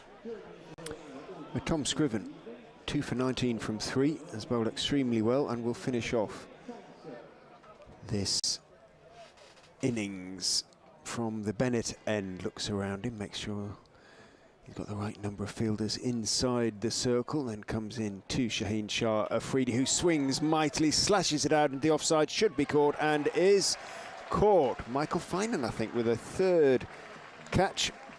Again, made no mistake. About chest high, took it. Was sliced slightly by Shaheen Shah Afridi,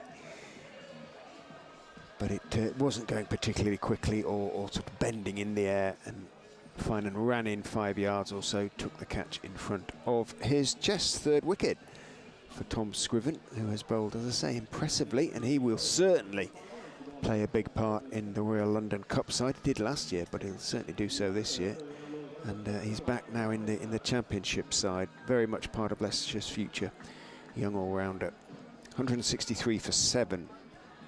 Now, Notts, remember, 133 for 2 in the 14th over.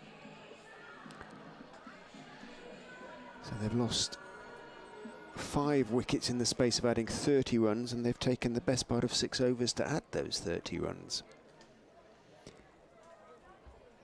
Innings has not quite petered out, but it certainly has slowed dramatically. In goes Scriven and bowls. Harrison plays it back down the pitch to him. Takes it two-handed on the bounce, offers the ball to the stumps, but Mullaney had scampered back in. Needs to just try and get his captain down on strike if he possibly can, young Harrison. Stands with a bat raised very tall. A pleased chatter around Grace Road at the moment as in goes Scriven, who's driven hard back out towards mid-off. Scriven put up 2 hands to his left. He'd no chance, but Mulder, as careful and clever as ever, moved sharply to his right, managed to stop the ball on the bounce at mid-off on the edge of the circle, so Harrison could only pick up 164 for 7, brings Mullaney down on strike. This could be interesting. He could be all over the place here. Mullaney stepping back, stepping forward. He's not quite ready though. Scriven was, started to come running in. Umpire Bailey extends his left arm. Everybody's ready now. Scriven is in and bowled. Down the wicket goes Mullaney, lofts it out towards mid-wicket. Can Finan take a 4th catch? He can. 4 catches for Michael Finan, 4 wickets for Tom Scriven. And Leicestershire, having started this bowling innings as badly as they did, with poor fielding and catching and indeed bowling, are ending it brilliantly, frankly. Mullaney goes for 15. Scriven now has 4 for 20. Well, you are still right that I think 170, if they get there, whatever they get between there and 170, which is probably what they're looking at, is a solid total, competitive total, maybe about par, maybe, from what we would guesstimate. But I think I've been really impressed by the way Leicestershire have come back into the game, didn't give up when it looked like Notts were on for an absolutely ginormous total, and they've more than given themselves a chance. I think the whole thing will be that the momentum is now with Leicestershire so clearly. Big Matt Carter comes to the wicket. Scriven is in, bowls to him. Oh, goodness me, how did that not bowl him? There's an appeal for a catch, but not from Scriven. The catch behind, I think it flicked his pad. Carter, and it went through to Handscomb behind the stumps. Almost a 5 for there for Scriven. He's got 1 ball left to see if he can make it into a 5 for 164 for 8 Notts. Scriven is in and bowls, and it's clubbed back over his head. It'll just be 1 though, because it's going to bounce nicely for Mulder, who throws hard over Scriven to Handscomb, who offers the ball to the stumps. Just the 1 possible from the final ball means that Nottinghamshire Outlaws finish on 165 for 8, and you can bet that Leicestershire would have settled for that when Notts were 133 for 2 in the 14th over. Tom Scriven finishes with 4 for 21. Also excellent bowling from Callum Parkinson and Rehan Ahmed.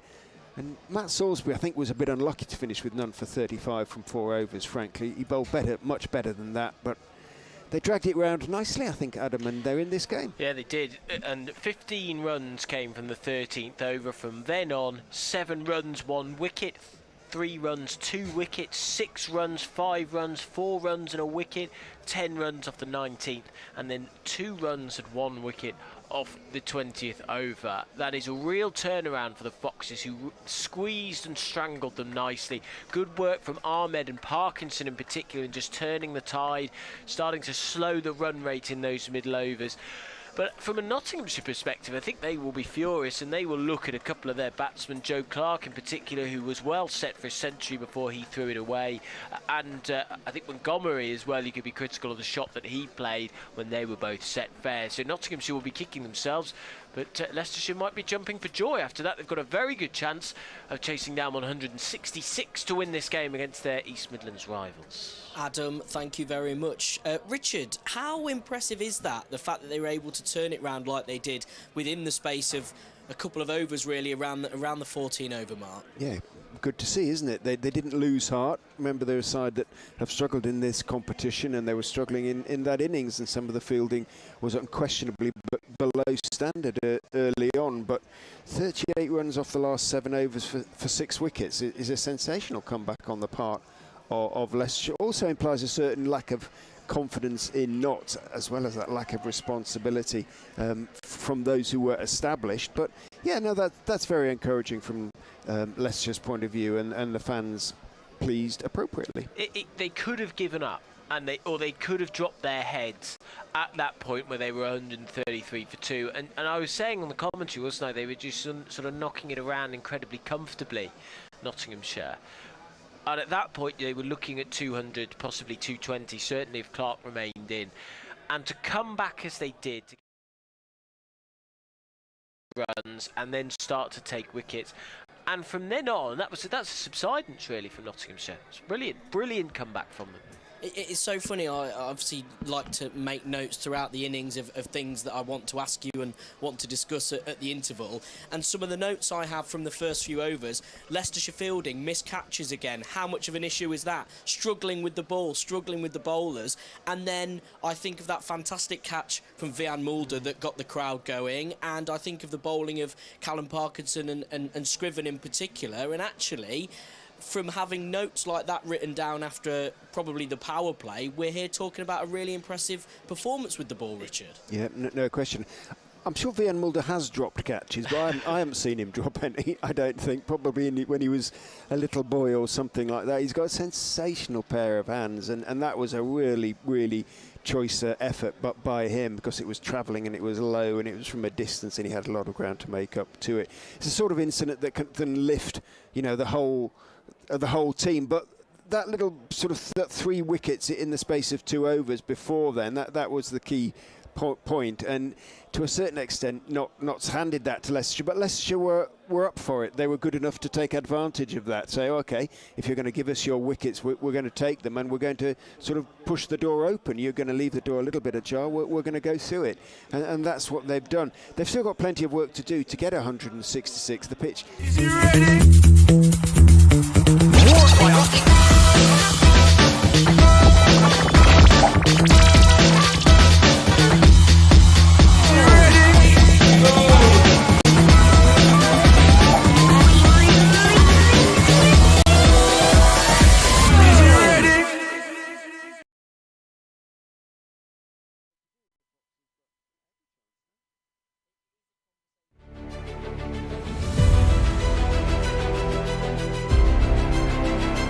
You show your support. Wear the shirts with pride. You back our Foxes. In the moments that matter the most. A county steeped in tradition. Decorated in triumph. Where the lows only elevate the highs. So many moments have mattered in the past. They are why we love the game. We want you to be there for the ones that are yet to come. Be immersed in the passion. Be a part of the moments that matter.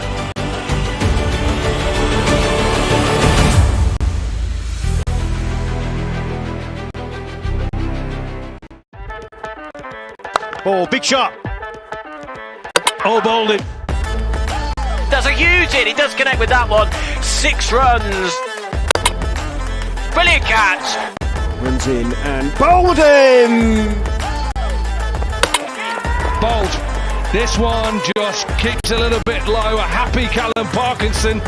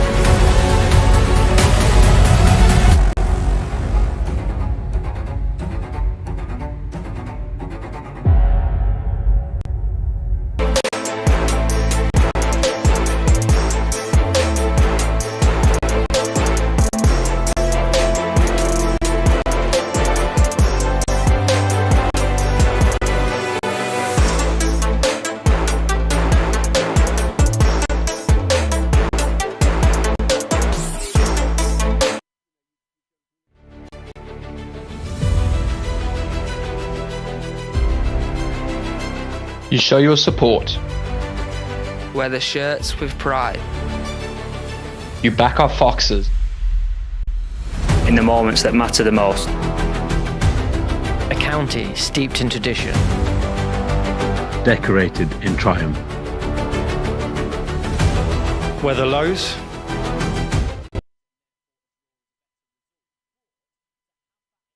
To have the thrill and to have people drawn in by the excitement of that first test. I mean, if you look at social media, the reaction that I've seen from cricket fans, but actually quite casual cricket fans as well, to what they were seeing, that is what Bazball is all about, isn't it? Yeah, everybody is talking about cricket today. Everybody is talking about how exciting and interesting it can be. And Test cricket gets a bad name for that when it shouldn't do. All the headlines on the front pages, not just the back pages, will be about cricket and the way that England play their cricket. And as Richard hinted at, without that declaration we wouldn't have had a result. We wouldn't have been talking about how much of a brilliant game it was. The game probably would have been off at 5 o'clock today with them shaking hands because of the weather. So it's an entertainment product at the end of the day, and that's what we got. Well, hopefully the fans here at Grace Road will be entertained. Leicestershire Foxes are chasing a score of 166. I managed to get my notes up. Thank you, gentlemen. I'll hand you back to your commentary team, Adam Whitty and Richard Ray. Two things to note in that innings. Best figures for Tom Scriven. He hasn't played many T20, so that's not too much of a surprise. But Mike Finan with a record 4 catches in that innings, Richard. It's a Leicestershire joint record of 4 catches in a T20 innings. For an outfielder? You would presume so, wouldn't you? Yes. Yeah. OK. Didn't look like dropping any of them. No, he well didn't. done, Michael.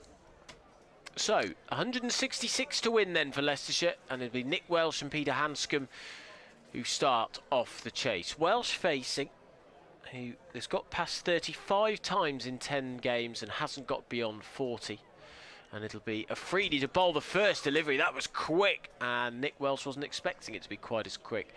Nice bit of movement as well as Tom Moores went scampering to his right to try and dive and stop it, but couldn't, and so we go through for a bye to start us off the first delivery. 1 for no loss, 165 to win.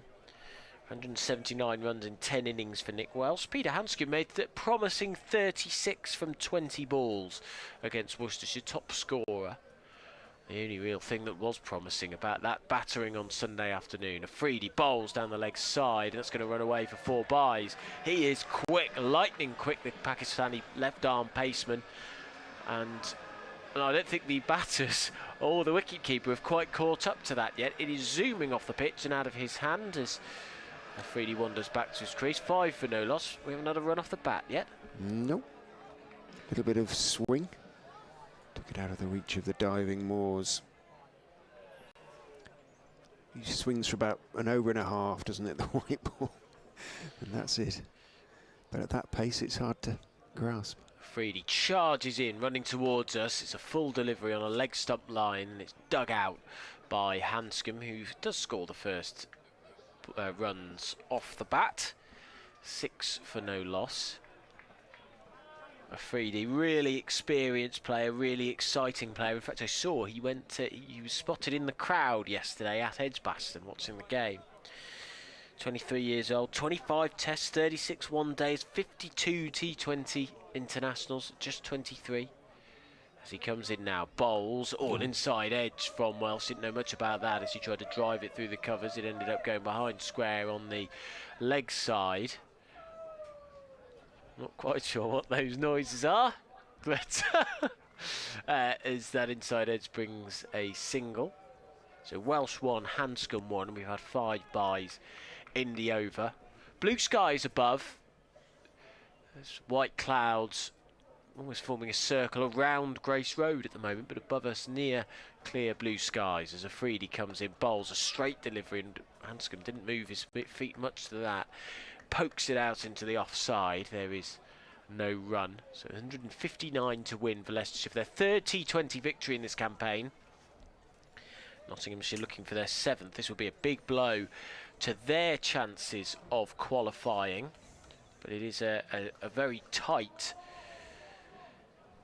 Very closely fought route to the quarter-finals for those in the North Group. Afridi then, final ball of the over, he bowls another Yorker and it's dug out by Handscomb. They scamper through for the single, the throw comes in. Hands on heads from a few of the Nottinghamshire players, but I think he was safe enough, and that is the end of the over.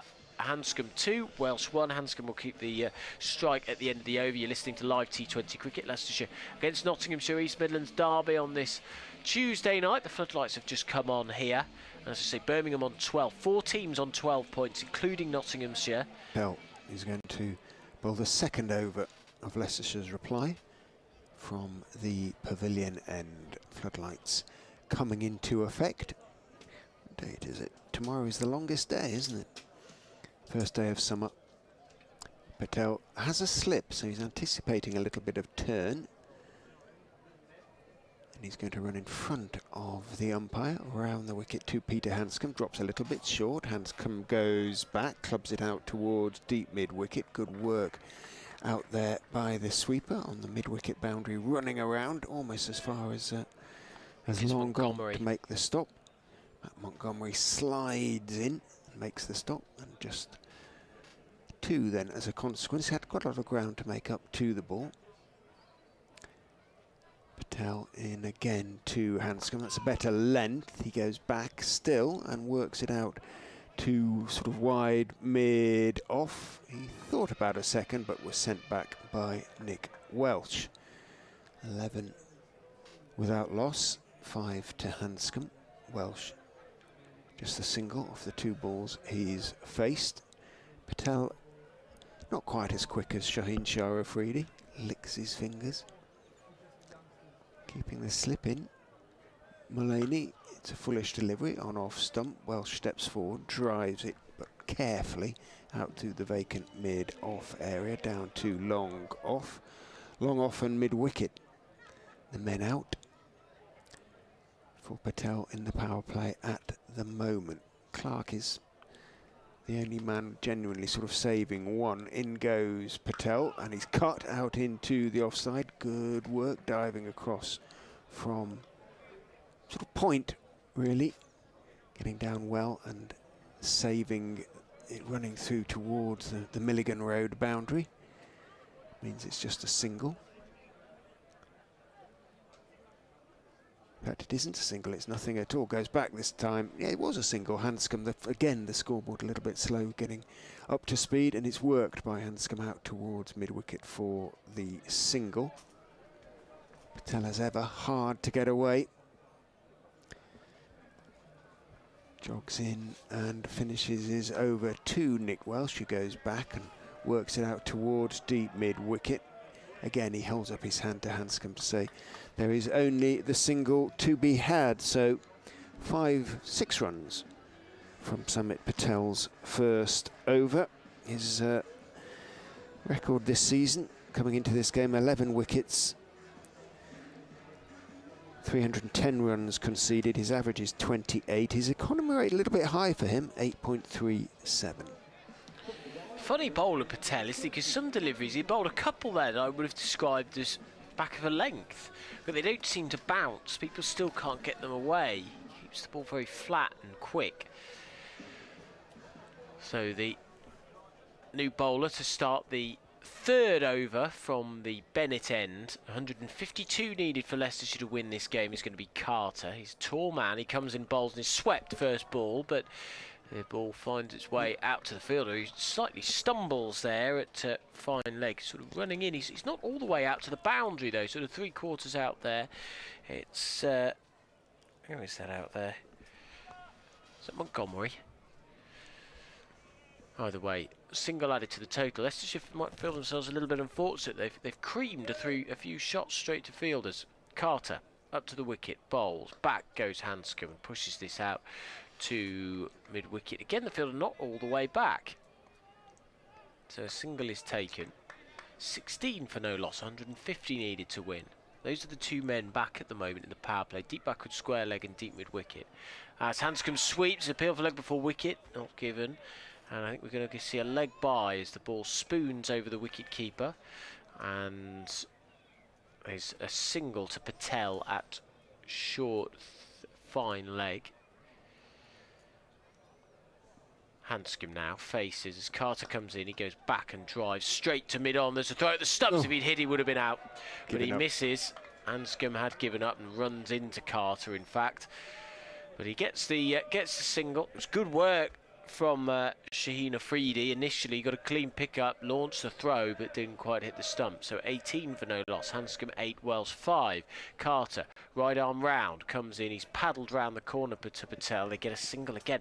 And they will feel unlucky at the moment, Leicestershire. They're hitting the ball straight to fielders. I will, however, credit the Nottinghamshire captain and the Nottinghamshire fielding placements, because they are stopping the boundaries at the moment. Final ball of the third over, 19 for no loss, 147 needed to win.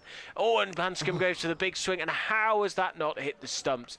Went for the big sweep. His left leg is almost off the pitch and trying to make room for himself, but he missed it, and it must have just crashed into the pads of Moores. End of the over.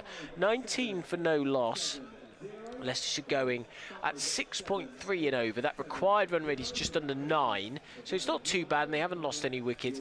But Handscomb 8 from 11, Welsh 6 from 7. Have we had a boundary yet? I don't think we have. Oh, we had the 4 byes, didn't we? We did off Afridi's first over. But we haven't had a boundary off the bat yet. We're into the third over of the power play. A tall figure of Jake Ball is going to take up the attack, so back to pace for Notts, formerly of England, of course. Jake Ball kicks up his heels, huge man, bowls good length to Welsh, who can only block it out into the offside, and there is no run. I was listening for the result of the Friends of Grace Road raffle there. any joy? I didn't quite get the numbers. Hopefully Jack was listening, so we can go out and have a nice curry afterwards or something. Lovely. If we've won. Only if we've won. I'm up for it either way, Richard, if you are, if it's on you. Ball. Very straight run is in, hit high and long and handsome by Nick Welsh over the mid-wicket boundary and just over the members' seats, bounces between the seats and the cricketers' pubs. Lovely pick-up by Nick Welsh. We've certainly had an authentic, shall we say, boundary now. That was a beautiful hit. Yeah, that's more like it. Although I'm not going to criticise, actually, because I think Leicestershire started relatively well, considering they haven't found the boundary, but that was forcing the issue from Welsh, and that just acts as a left-hand jab to the Nottinghamshire players. Now that, although it landed on the concrete between the seats and the cricketers' pub, and it might have bounced over as a consequence. And anyway, it's been lost for the time being. And umpire Hartley selects, with a fairly perfunctory check, a replacement ball, hands it to Ball, who just cracks on, runs up and bowls again. 2 Wells, drops a little bit short, and it goes through outside off stump. Here comes the numbers, and alas, we are not winners. We are not winners, so no curry tonight, chaps. We should explain, somebody from the Friends of Grace Road just came round and held a board up in front of you, didn't they, and, checking your raffle tickets. No joy. No joy. I'm still up for a curry though. 25 without loss. Nottinghamshire after 3.5. Leicestershire even after 3.5 overs. In goes Ball. Bowls to Welsh, who tries to hit it straight back over his head. Gets a thick edge into his boot perhaps, and it trickles outside off stump towards a sort of slip area. Moores comes running up. 1 is taken. Welsh onto 13 off 11. He's still got a little pace, hasn't he, Jake Ball? And with his height, just so unlucky with injuries in recent years, relatively speaking. Not really figuring in any sort of discussions about international cricket at the moment. Goes in and bowls to Handscomb, who drives without quite getting to the pitch of the ball. Has to check the shot. Gets it as far as mid-off, and there is no run. I'm not sure about the Notts sort of maroon/purple caps that they're wearing with their usual yellow and green T20 outfits. I don't mind the sort of Crystal Palace 1970 style sort of diagonal slash down the shirts, but I'm not sure about the maroon caps. Doesn't go. Ball is in. Bowls lofted up into the mid-wicket area and safely by Peter Handscomb, and it might even have enough momentum to... No, it isn't going to have enough momentum to run back to the boundary, running back from mid on the fielder slides, picks up and throws. Handscomb, even so, picks up 3. 29 without loss after 4. Then Leicestershire, both Leicestershire openers into double figures. Handscomb 11 off 13, Welsh 13 off 11. At this stage, Nottinghamshire, well, they'd lose their first wicket in the fourth over, that of Alex Hales, but they had 33 on the board. Yeah, and they'll feel at 6 has just changed the momentum a bit. It's forced the issue. And it means that they have nearly caught up with that run rate. Carter to bowl his second over. Premeditated paddle sweep. Oh, it just falls short of Patel, who's running round to his right-hand side. They'll get the single. Handscomb was down on one knee. Looked like he was proposing to Carter rather than ready to sweep him. But he paddled it round and almost was out, but he gets a single. Welsh goes back now to the second delivery of the over from Carter, glancing it into the leg side where it's fielded at mid-wicket. From the fielder running in from deep mid-wicket, Calvin Harrison. Carter, none for 7 off his 1.2 overs so far. Very tall for a finger spinner. He's up to the wicket. Back goes Handscomb and drives off the back foot straight to cover point. There is no run.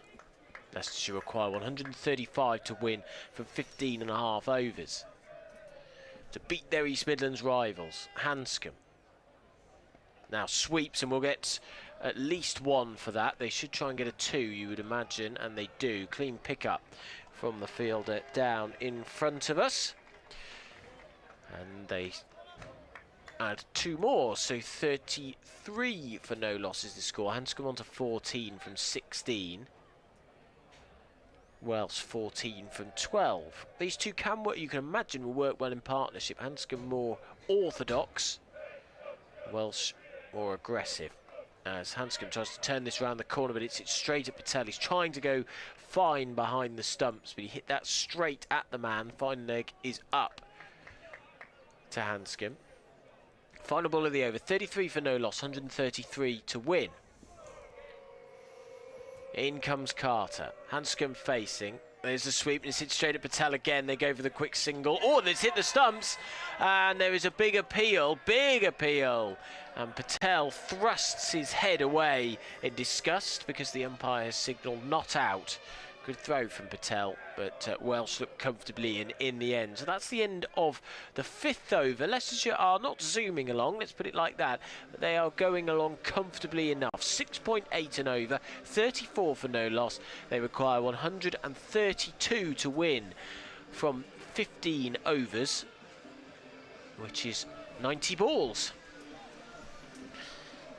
With Welsh 14, Handscomb 15. Slightly strange start to the innings. Leicestershire don't look overly troubled. They haven't, there's not been any risks so far. Shows they'll be happy with where they are.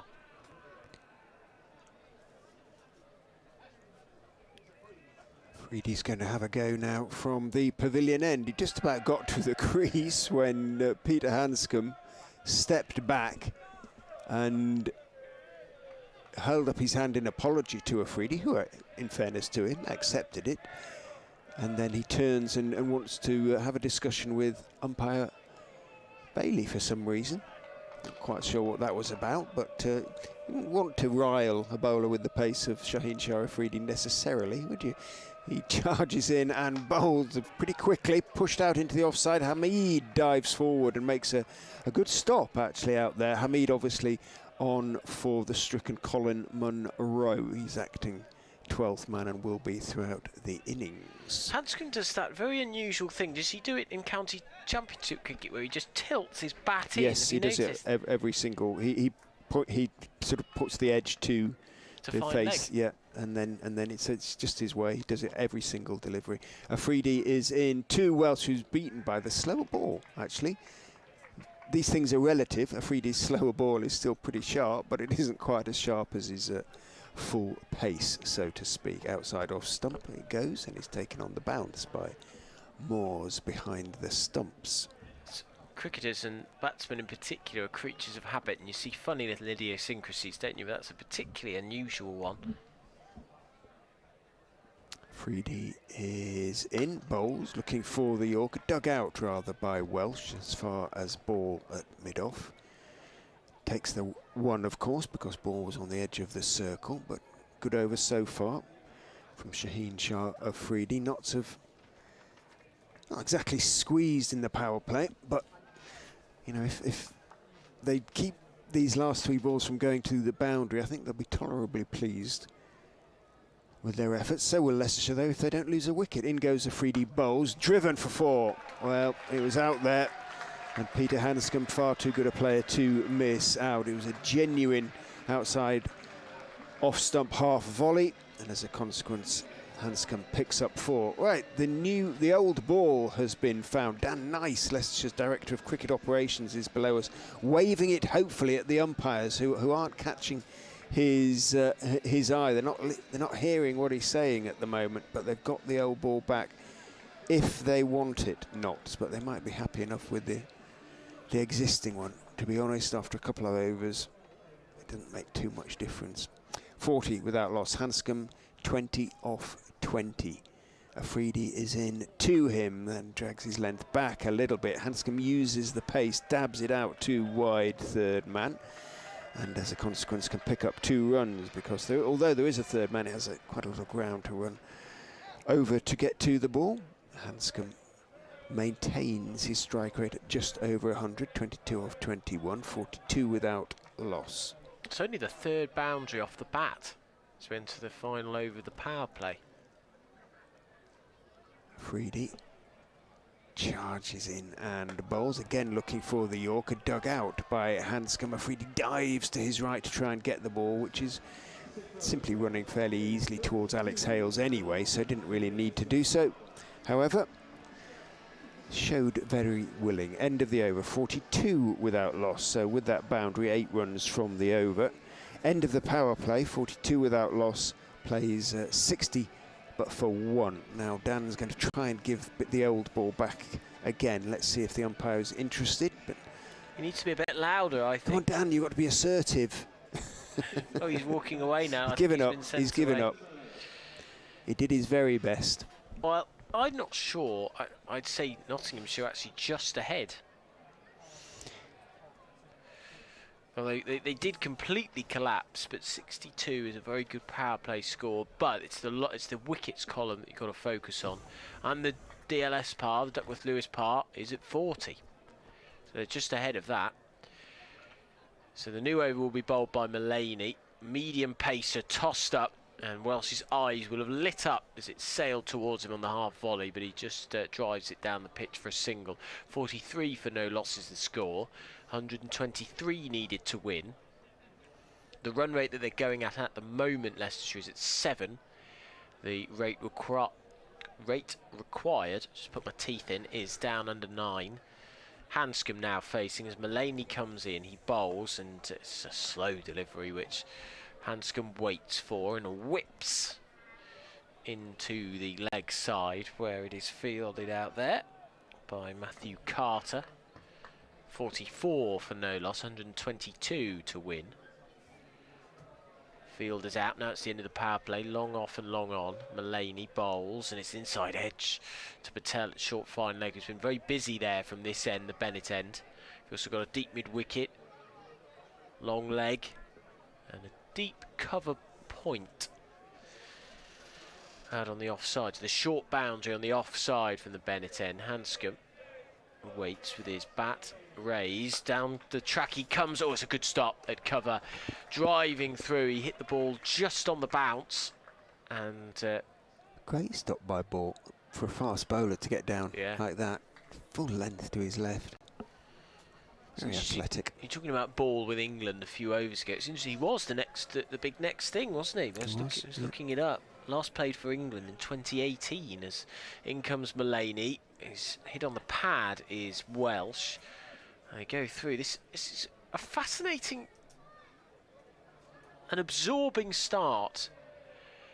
Leicestershire have not come out overly aggressively. They found the gaps, nudged and nurdled it. They're going at 7 and over, but they've hardly hit any boundaries. They are behind on the matchup as Mullany comes in and is hit quite fiercely by Handscomb out towards deep mid-wicket. But that boundary is so long on the leg side from the Bennett end to the right-hander that the fielders aren't even on the boundary. That is the end of the over. And the score is 48 for no loss. So 6 runs came off it. So a single off every single delivery there, like it was. So Leicestershire in pursuit of 166. Well, still behind the run rate, but aren't losing any wickets. They've got 13 overs in which to get 118 runs, with Handscomb on 25 off 25, Welsh 17 off 17. I'm intrigued about what you think about this start, Richard. Yeah. Well, beginning to look like this is a game that's going to be quite close, which is a big improvement as far as Leicestershire are concerned. In a couple of recent games, Samit Patel tosses one up to Peter Handscomb, who waits till the ball is almost under his eyes before whipping it down wristily to long on and taking one. Welsh already waiting with bat raised as Patel is in. Bowls to him, hits him on the back foot with a ball that doesn't really turn, skids on a little bit. It was going well down the leg side. Bounces off the pad down towards Matt Carter. That short third man, and they take the leg by, bring up the 50 in so doing. As the run rate required starts to creep up, it's at 9.2 now as Carter is in, and it should have been stumped by miles there. Tom Moores couldn't gather the ball. Handscomb went dashing down the wicket, was beaten the ball under his bat. Moores didn't take it, it bounced off his gloves, back down the pitch. Handscomb has a life. Patel just looks kind of disappointed, reproachfully at Moores. He's in again, bowls an attempted slog sweep by Handscomb, but he had to wait so long for it, didn't get it cleanly at all. Thick bottom edge runs it out towards deep backward square. Takes one, moves on to 27, but it's only a runner ball, but so too is Welsh, only a runner ball at the moment, that huge 6 notwithstanding. Patel is in, he's going to try a reverse sweep, and he's got that one away. Nick Welsh, nice shot.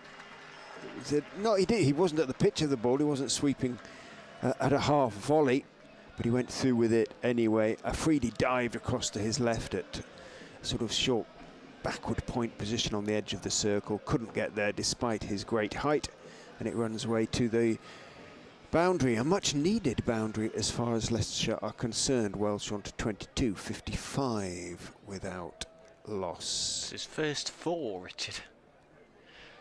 And one huge 6. Patel is in. Welsh is driving square on the offside out to the sweeper, who picks up, gets his throw away quickly, Harrison, but it's wide of the stumps, and Welsh can make 1 in 2 and does. End of the over.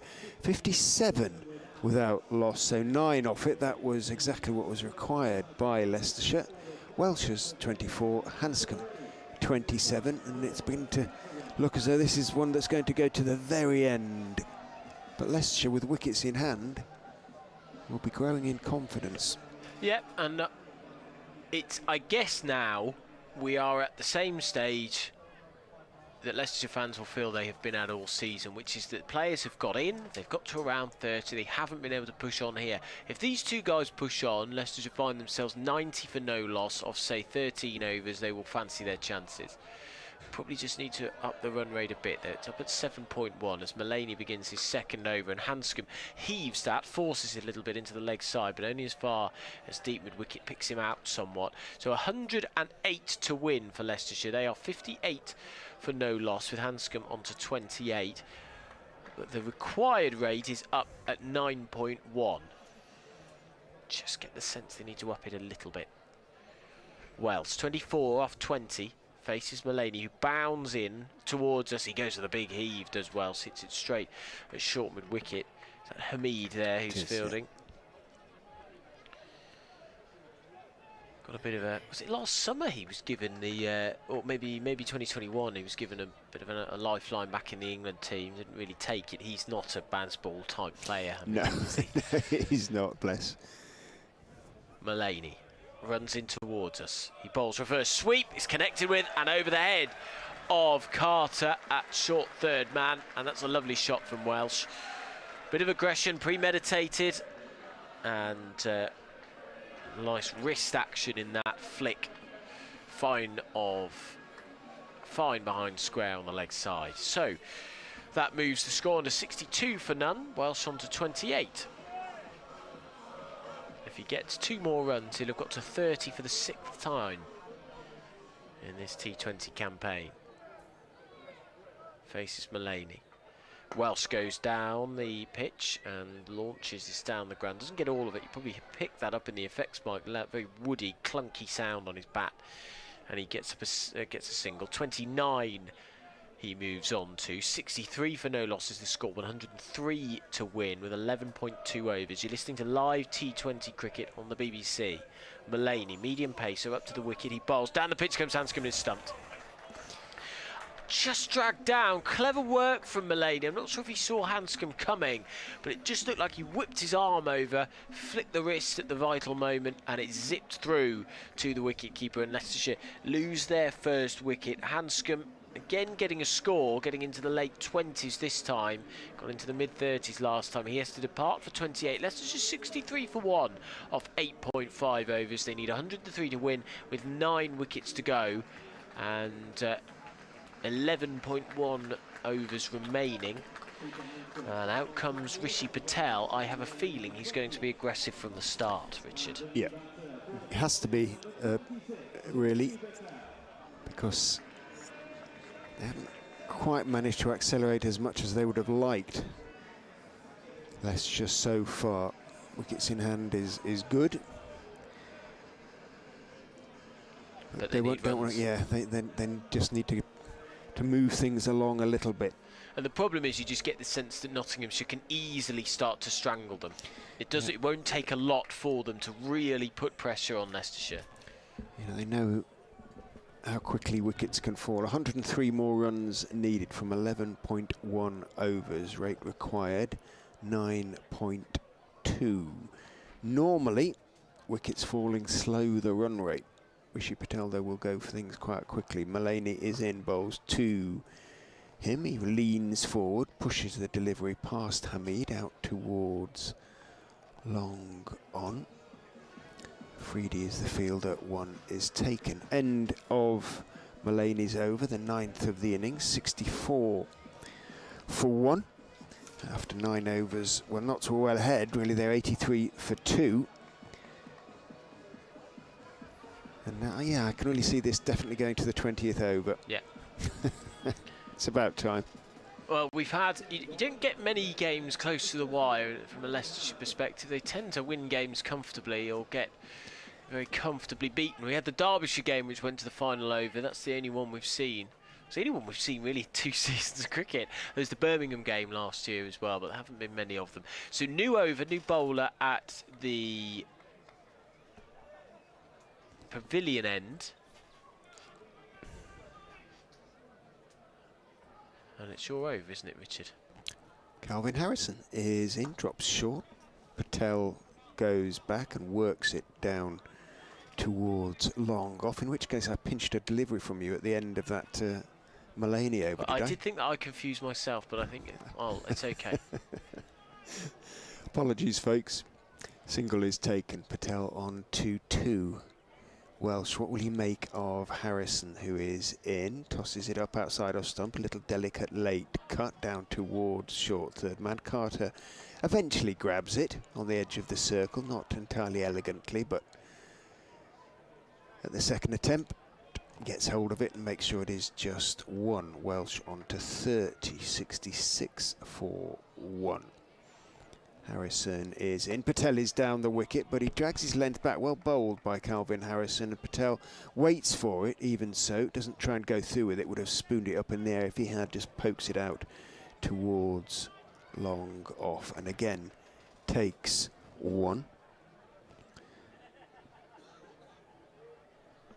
Harrison is in. Quicker delivery, a little bit short though, dragged down, and Welsh pulls it round the corner out towards mid-wicket, but then raises his eyes to the sky, cross with himself for picking out the fielder there. It is just one. Good so far from Harrison. Singles from each ball. Drops that one short to Patel, who tries to pull it on one knee. Doesn't get anything on it. Goes into his body in the end because obviously he's down on one knee. And Moores comes out from behind the stumps to pick up the ball. 68 for one.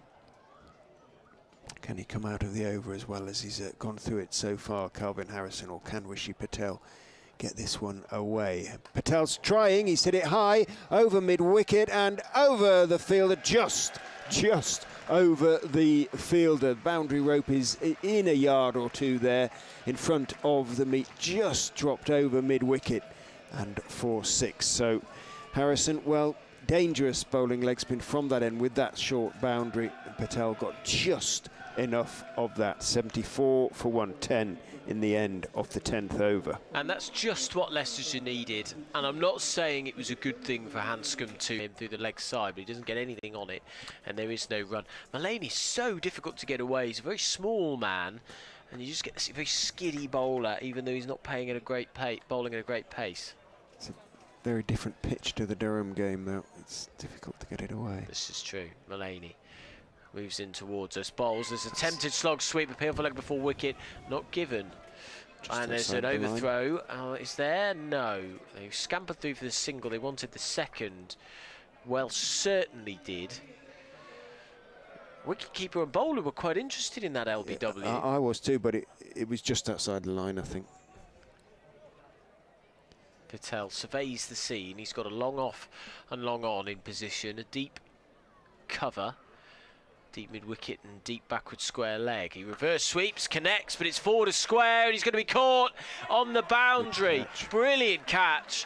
I don't think that's where he meant it to go. And it ended up going well forward of square, and the tumbling deep point takes the catch very well indeed. Right attempt, but not quite the right execution. Patel has to go for 9. Leicestershire lose their second wicket, 75 for 2, and they need 91 to win now, with 10.2 overs gone. Yeah, fine catch coming in, because as you say, he didn't quite get all of it. He got plenty of it. Good low catch. And this is the danger for Leicestershire.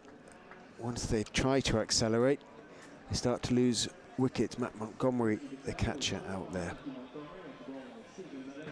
Patel looks devastated as he trudges off the field below us. You can see why he went for the shot. It's a good quick way to get runs, but you don't often see that shot ending up over there. Probably just a little bit too early on it, even though he timed it relatively handsomely. 2 wickets for Mulaney then. 2 for 12 from his 2.5 overs, so it is 91 from 57 balls. He comes in towards us from the Bennett end, does Mulaney. Bowling to Colin Ackerman, who glances him straight to short mid-wicket where Hamid fields. Ackerman had an interesting time of it, really. Struggled, scores of 4, 0 and 8 in his last 3. Struggled with a bit of injury this year. Mulaney up to the wicket, tosses it up, driven down the ground from Ackerman. He'll just get the single. So the run rate is at 7 and over. The required run rate is approaching 10. So Leicestershire need to get on with it. Relatively sharpish. 90 to win. Off 55 deliveries. Welsh. 31 not out. Mulaney is into him. He bowls. He's clipped into the leg side. Now, he split the 2 fielders there. Well, they fancy the second. No, they won't. Welsh sends Ackerman back. And that is the end of the 11th over. There were just 3 off it in the end. And this was the problem. Leicestershire put a little bit of pressure on themselves, or certainly put themselves in a position where pressure could be easily exerted upon them. And 1 3-run over has already seen them fall quite dramatically below the run rate. 7 and over they're going at. They need to go at 9.9. The Foxes are 77 for 2 off 11 overs. They need 89 from 54 balls to beat their East Midlands rivals, Nottinghamshire. 2 for 14 from 3 overs for Stephen Mullaney. Calvin Harrison went for 10 from his first. In he goes. Bowls very short and gets away with it remarkably. Nick Welsh goes down on one knee, slog sweeps. It bounces once, but Samit Patel takes it at short finally, gets his throw back, went to him sufficiently quickly to prevent any run at all either side of Patel. And that would have been 4. Harrison tosses it up. It's hit in high into the air. Mid-wicket. No, long gone. Should take the catch. Hales does. Well, Welsh once again has got into his 30s, as you pointed out, Adam, and unfortunately, once again, he hasn't been able to go on, and it goes rather quiet at the Upton Steel County Ground, Grace Road. 2 quick wickets in successive overs for Mullaney and now for Harrison, and suddenly Leicestershire look slightly up against it. They're 77 for 3. The scoreboard's taken a slightly uglier turn as a result of that, and it's a problem that Welsh consistently gets to that point. That is the 6th time he's got past 30, but he has never got past 40 in this T20 blast. And again, we're now at the point where you need somebody to come in and get a big total, but they're going to have to do it in the 11th over. Someone's going to have to come in and smack it to all quarters if Leicestershire are going to win this. Fango Fox pointed out on social media when Nick Welsh had hit his 6, well, he's hit his good shot now. He is now due to hit it straight up into the air, and he pretty much did, I'm afraid. So, Vian Mulder at the crease facing Calvin Harrison. Field closes in a little bit. They want to keep the new man on strike, although Ackerman himself has only faced 2 deliveries. Harrison is in. Mulder's working it into the gap off his legs at square leg.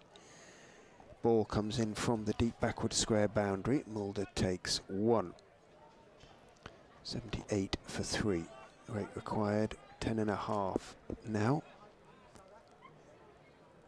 Harrison. Moores is a constant volley of noise from behind the stumps as Harrison is in and bowls. Ackerman is forward, waiting for the delivery, turning his wrists on it again, pushing it out to backward square. Again, ball comes in from the boundary to field. Singles will suit Nottinghamshire at the moment. Are these the explosive batsmen that Leicestershire require at the moment? Harrison is in. Mulder clips him firmly, correctly, through mid-on down towards long on. Takes 1 again. Now, I know what you're saying. They can be. They can they be quickly enough? Yeah. And we saw from Mulder at Yorkshire, didn't we? He got onto it quite quickly. Ackerman is capable of it too. Harrison is in, swept by Mulder, but didn't get quite enough on it. And I beg your pardon, by Ackerman, and it again was stopped by Patel at that short fine leg position. End of the over, so just the 4 runs from that one from Harrison, and of course the wicket. So 3 from the previous over, 4 from that one. 11 and 12, and in comparison, well, there isn't really a comparison. Notts were almost 30 runs ahead at this stage, but then they did start to lose wickets quickly. So, yeah, so a reminder, if you're just joining us, you're listening to live T20 Blast Cricket, BBC Radio Leicester on the YouTube stream as well.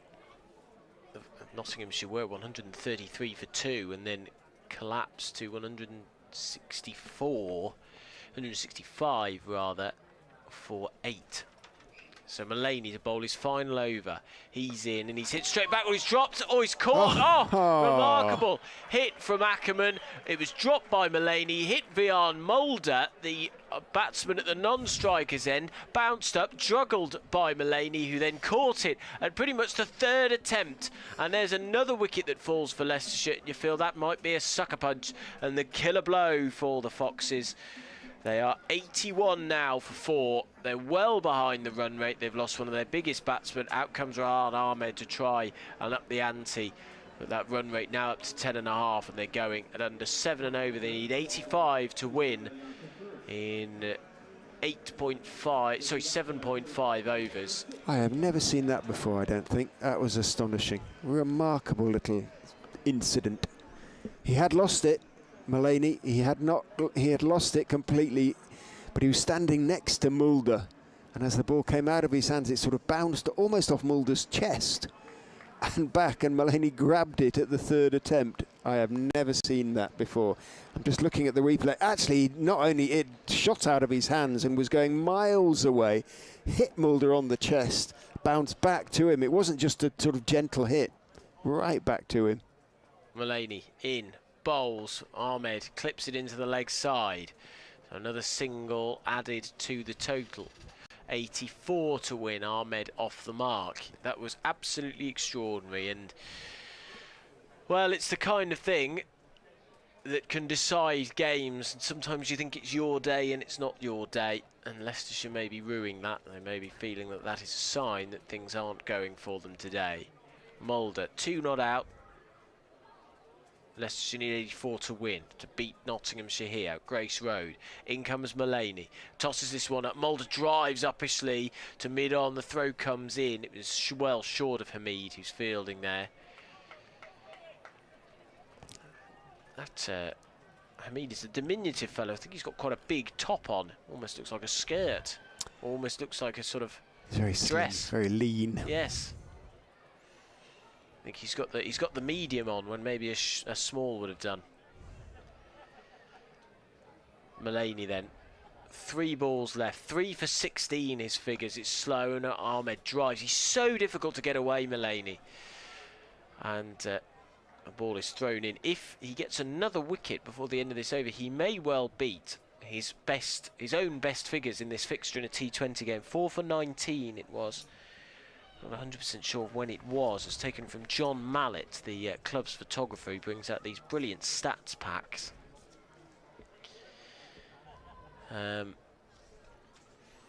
It was in 2012. There's the big hit from Ahmed, but it's along the floor, from Mulder rather, along the floor, going to mid-on. 2012 for those figures, 4 for 19. There's the best in this fixture. He's got 1 ball to try and do it. If he gets it, he'll get 4 for 17. He's up to the wicket, he bowls. Mulder clips it away into the leg side. Well, he will finish with 3 for 18, and they may be 4 overs that have decided the match. Stephen Mullany's come in with those medium pacers, tricky, skiddy medium pacers. He sort of ambles up to the crease, and nobody can just seem to get him away. And Leicestershire, who just cannot score many runs in this game, find themselves 85 for 4 after 13 overs. They require 81 runs to win, and they've got 42 balls in which to do it. The required run rate up past 11.5 now, and this is difficult stuff. And again, when what was it? There is no comparison really. Nottinghamshire, yes, they collapsed, but were 40 runs ahead. They were at this 41 point. runs ahead, 126 for 2, but they have squeezed brilliantly these last 4 overs. 3 runs, 4 runs, 4 runs. Patel is in and bowls to Mulder, goes back, cuts, going as far as Hamid. Backward point on the edge of the circle, hit it too crisply. Mulder almost there, went very quickly to Hamid, so no chance of a single. Patel is in, Mulder drives, slaps it out into the offside, but Harrison is out there sweeping, so again it'll be just 1. Mulder couldn't believe it when he realised what had happened with that Ackerman dismissal. Raised his eyes to the heavens in disbelief. Patel is in, back goes Rehan Ahmed, cuts only as far as Harrison, coming in from that cover boundary. Again, it's just 1. Can't find the ropes at the moment, the Foxes. Patel in, tosses it up, full toss, but again Mulder can only clip it as far as long on where Hales fields, and then Mulder gestures with his left hand. Why didn't I hit it into the gap? There's something in Mulder, who's such a correct player, that almost prevent him from really just sort of opening his shoulders and slogging. Oh, Samit Patel has gone down. He's hurt his left ankle. So another Notts injury.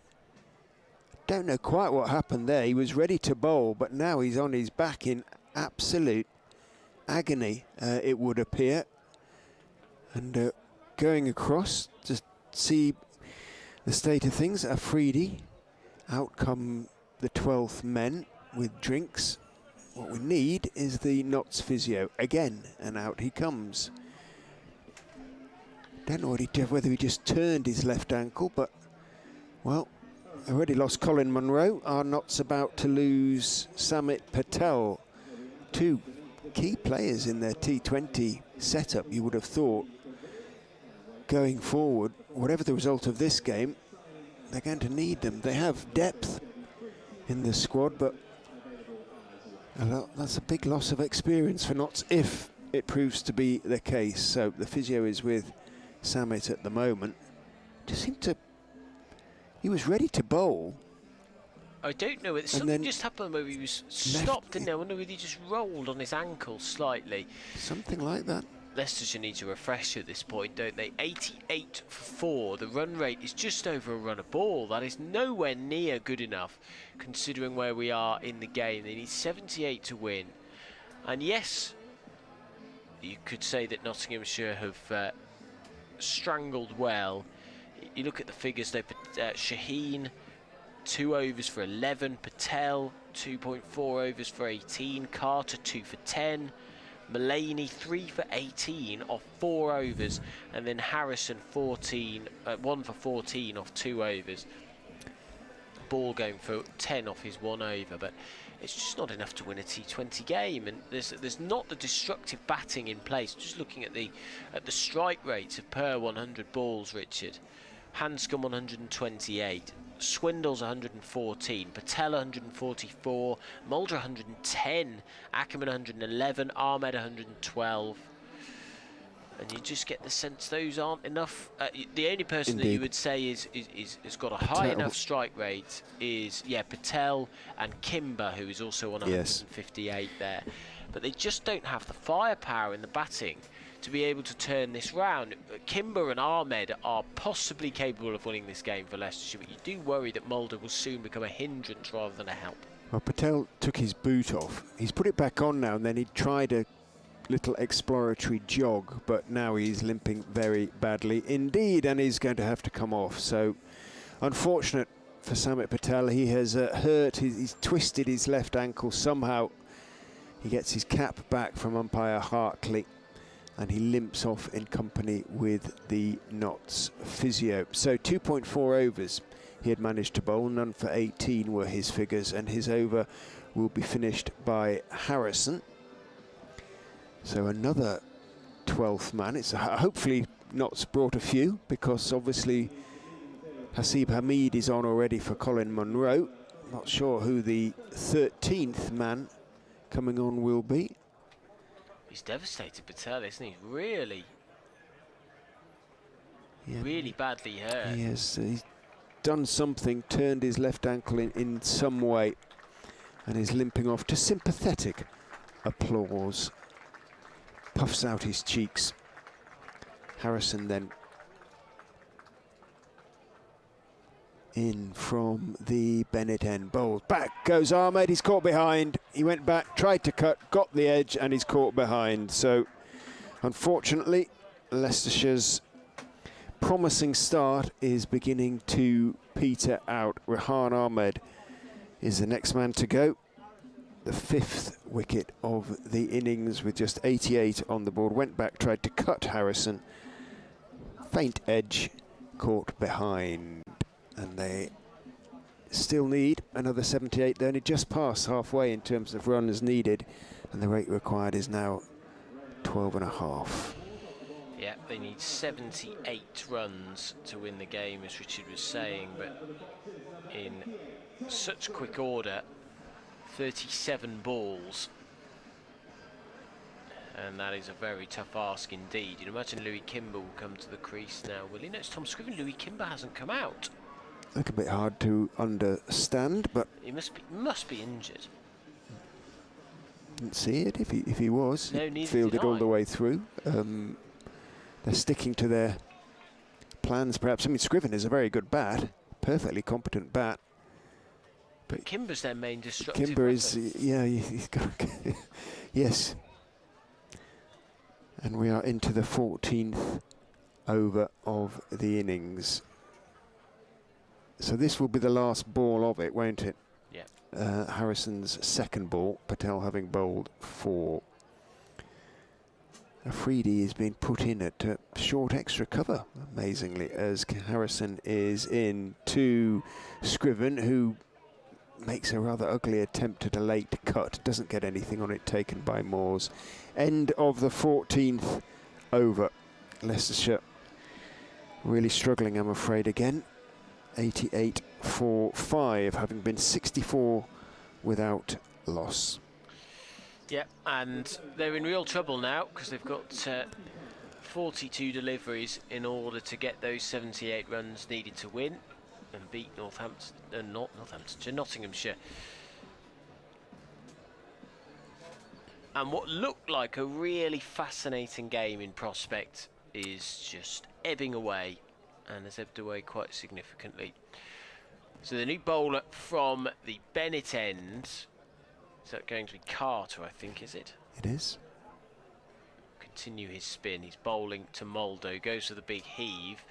He goes on down the leg side. No wide signal. Must have hit something. Squirts behind the stumps, and it's collected by Carter. There is no run. In comes Carter. Bowls down the pitch comes Mulder, and he hits it straight into the stumps. Well, doesn't that just sum up Leicestershire's day? It's a good point. Mike Jelf says on Twitter, Harry Swindles came on, didn't he, as a 12th man during Leicestershire's innings. Was he on for Louis Kimber? It's beginning to look that way, Mike. Good point, thank you. Well, it's falling apart slightly for the Foxes. Mulder comes down the pitch, whips this away, and it's collected at long on, running round to their right-hand side, and that is another single added to the total, 77 to win. That run rate now at 14 and over. They're going to run a ball in the 15th over. Fielders out, long off, long on, deep mid-wicket, deep backward square leg and deep point. As Carter comes in then. Bowls and back goes Scriven. Clipping it into the leg side, he'll just get a single. And so 76 to win. It'll be another disappointing defeat for Leicestershire. Another really disappointing defeat. They gave themselves a chance as Mulder comes steaming down the pitch, tries to whip it away, doesn't get anything on it. He's just not executing when he's trying to play the power game. It's the right idea, but it just doesn't seem to suit the way he plays enough. Apparently Kimber has a hand injury. Carter in, back goes Scriven and misses it, and so that is the end of the over. 91 for 5 is the score. Just 3 runs off that over, and the run rate now required is 15 and over. Leicestershire are going in a runner ball. They're 91 for 5. 30 balls needed in which for them to get the 75 runs they need to win. But I feel like the game has gone already, Richard. I'm pretty sure it has, I'm afraid. Mulder is a class player, but T20 isn't really his game, especially if he can't bowl. 7 off 12 deliveries. Jake Ball, he may find it easier to try and get Ball's pace away than the slower offerings of the likes of Harrison. And in goes Ball and bowls outside off stump. It was a slower delivery actually, and Mulder waiting for it, cut it hard down into the ground. Hamid moves to his left at extra cover, stops the ball, and just the one is taken as a consequence. But Notts, if they do win, they have suffered some damage in the loss of both Munro and Samit Patel. And going forward, that could be an issue for them. But they'll just be happy to go away from Grace Road with the win under their belts. Keep in the picture as in goes Ball, and he is ramped nicely by Tom Scriven. Stepping across, Mullaney running across, was at short fine leg, couldn't get there, and it runs down to the fine leg boundary for that rare thing in this Fox's innings, a boundary. Yeah. Let me have a look at how many boundaries we've had in the innings. Can't be more than 6 or 7. Can it? They've brought long off, McCurr up to mid off, and Mullaney has now gone back to the long leg boundary, fine leg boundary really. Ball is in, Scriven thumps it out to long gone, where Hales makes no mistake. Takes the catch two-handed to his right, and although it was above his shoulders, the tall Notts opener made no mistake, took it very crisply and cleanly, looked down, made sure his foot wasn't over the ropes, and Notts' squeeze is proving extremely effective. It was a decent hit by Scriven, but unfortunately not quite enough. Leicestershire 96 for 6. Yeah. 6'5", Alex Hales, so to just pop his hands above his head. It was, as you say, a good hit, just not perfectly placed. Needed another 6 inches on it. 96 for 6, and actually this is becoming a little bit derisory now from Leicestershire. We're talking about the boundaries in this innings. That's only the 4th 4 of the innings. We've had 2 6s. And if Finan doesn't, I beg your pardon, if Kimber doesn't come out now, I don't think he'll come out in the circumstances at all. They're essentially 97 for 7, 96 for 7. I think so, basically. Finan has come out ahead of Louis Kimber anyway. So it is Finan. Ball is in to Michael Finan, who cuts pleasantly for 4. Just waited for it outside off stump, cut it away. Both third man and backward point up on the edge of the circle. All Afridi can do is turn and jog to the third man boundary to pick up the ball, and Finan's clever shot brings up the 100. 100, alas, from Leicestershire's point of view, for 6, and it is, remember, in the 16th over of the innings. Well, Leicestershire require 66 to win, but I feel like that's a bit academic now. 15.2 as ball is in. Finan swings and misses at the slower delivery. Moores does very well because it bounces obviously for a second time before reaching him, but then leaps up as he dived to his right and did a good job there. Tom Moores could easily have bounced over him, over his dive to the boundary. Rather sorrowful rendition of the Leicestershire La La La song. Ball turns, runs in and bowls another slower ball. Finan waits for it this time, and Shaheen Shah Afridi, awful piece of fielding, tried to take it 2 hands and hurl it in, bounced over his hands, and as a result Harrison had to run around almost the entire offside boundary, that quartile of the ground. And Mike Finan can pick up 3 instead of 1. He moves on to 7 from 3, 103 for 6. 4 overs remain. 63 more runs needed at, well, pretty much 16 runs an over. Mulder 8 off 13.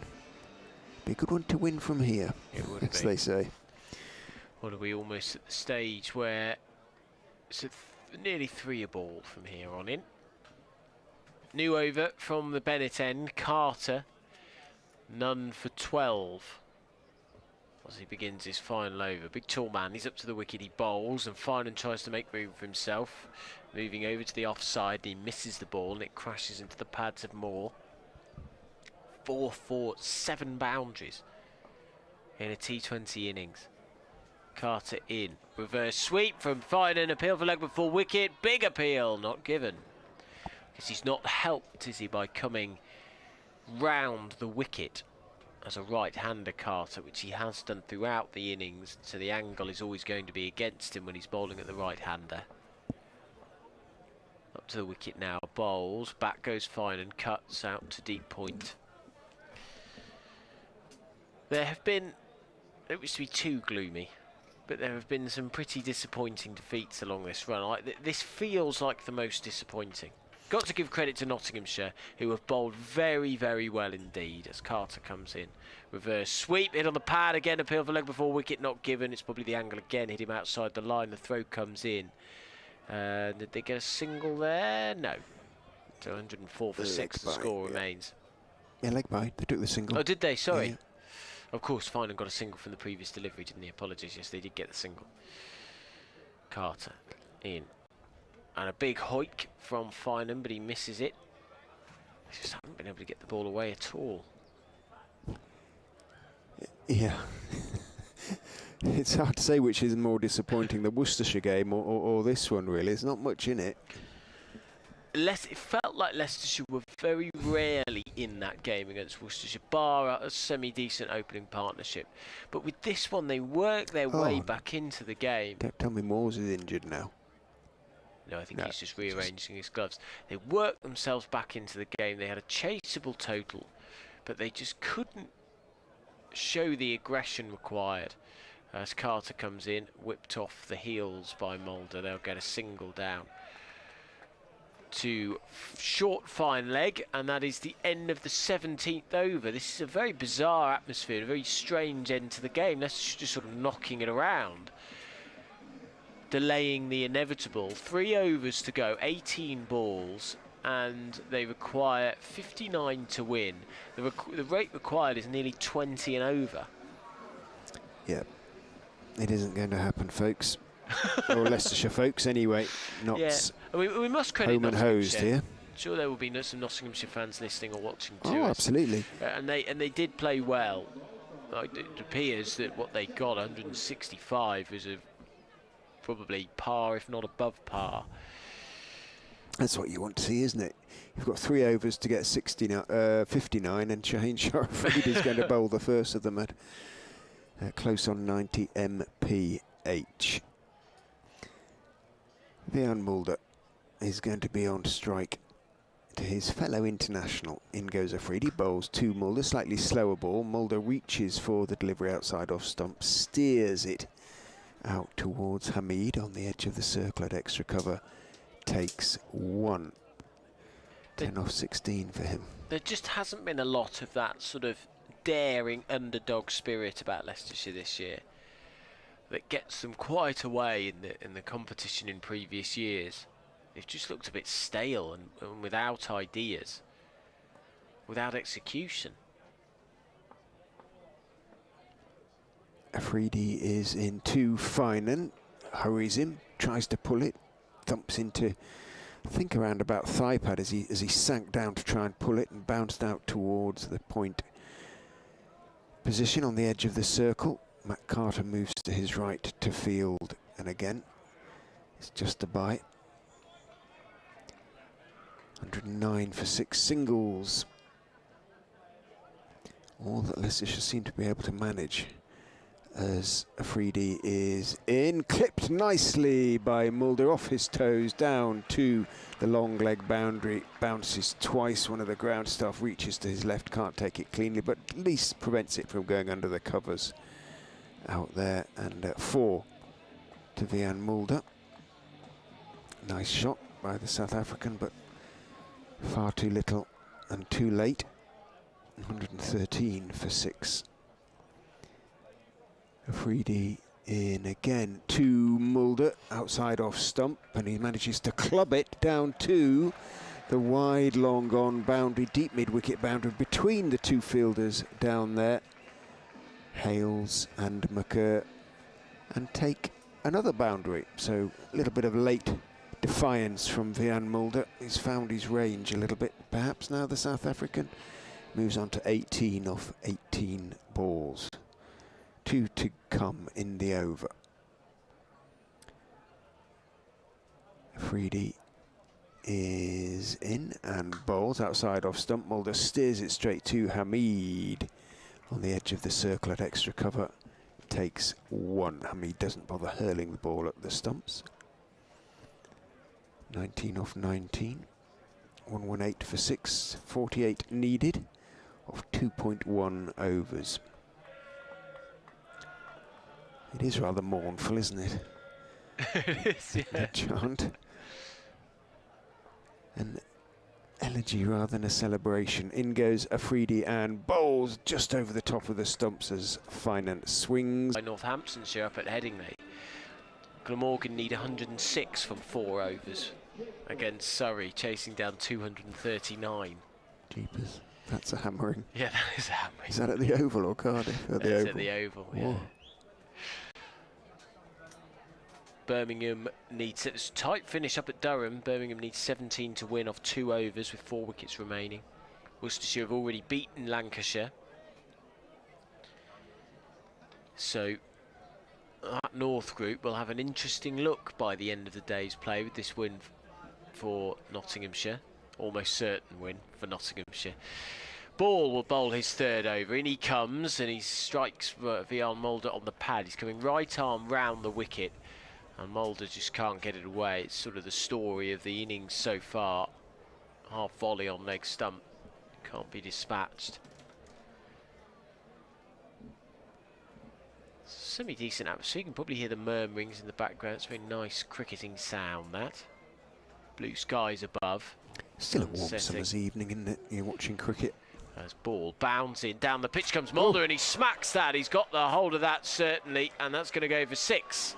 Down towards the family stand. When he came down the pitch and gave that a big heave, and it sailed over the boundary rope. So 6 more added to the total. Here we go, Leicestershire fans. 42 to win. Mulder on to 25. Of 10 balls, alas. Yeah. Oh, ye of little faith. In comes ball, up to the wicket, down comes Mulder again, he's hit that for 6 more! Into the hospitality tent, this time a little straighter, and it zoomed over the hospitality tent, in fact. Someone's probably dropped their prawn sandwich down there, as they raise their heads to the heavens. So 6 more. Okay, well, Vian Mulder, 8 more of those, 7 more of those, 6 more of those. And Leicestershire pull off an extraordinary victory, and discussions now taking place between the Nottinghamshire Brains Trust. So 9 balls remain, 36 to win. A couple more 6s in this over. It's we've still got a 4 game. a ball, isn't it? It is 4 a ball, but a couple more 6s in this over. We've got ourselves a game. It is highly unlikely. I cannot stress that enough. But it'd be nice to have a bit of tension. And the fielders are spread somewhat. We've got a deep cover point. We've got a fine leg. Deep backward square leg, deep mid wicket. Mulder whips this round the corner. He's going to get at least 2, I think. He hasn't been able to split the fielders out in the leg side.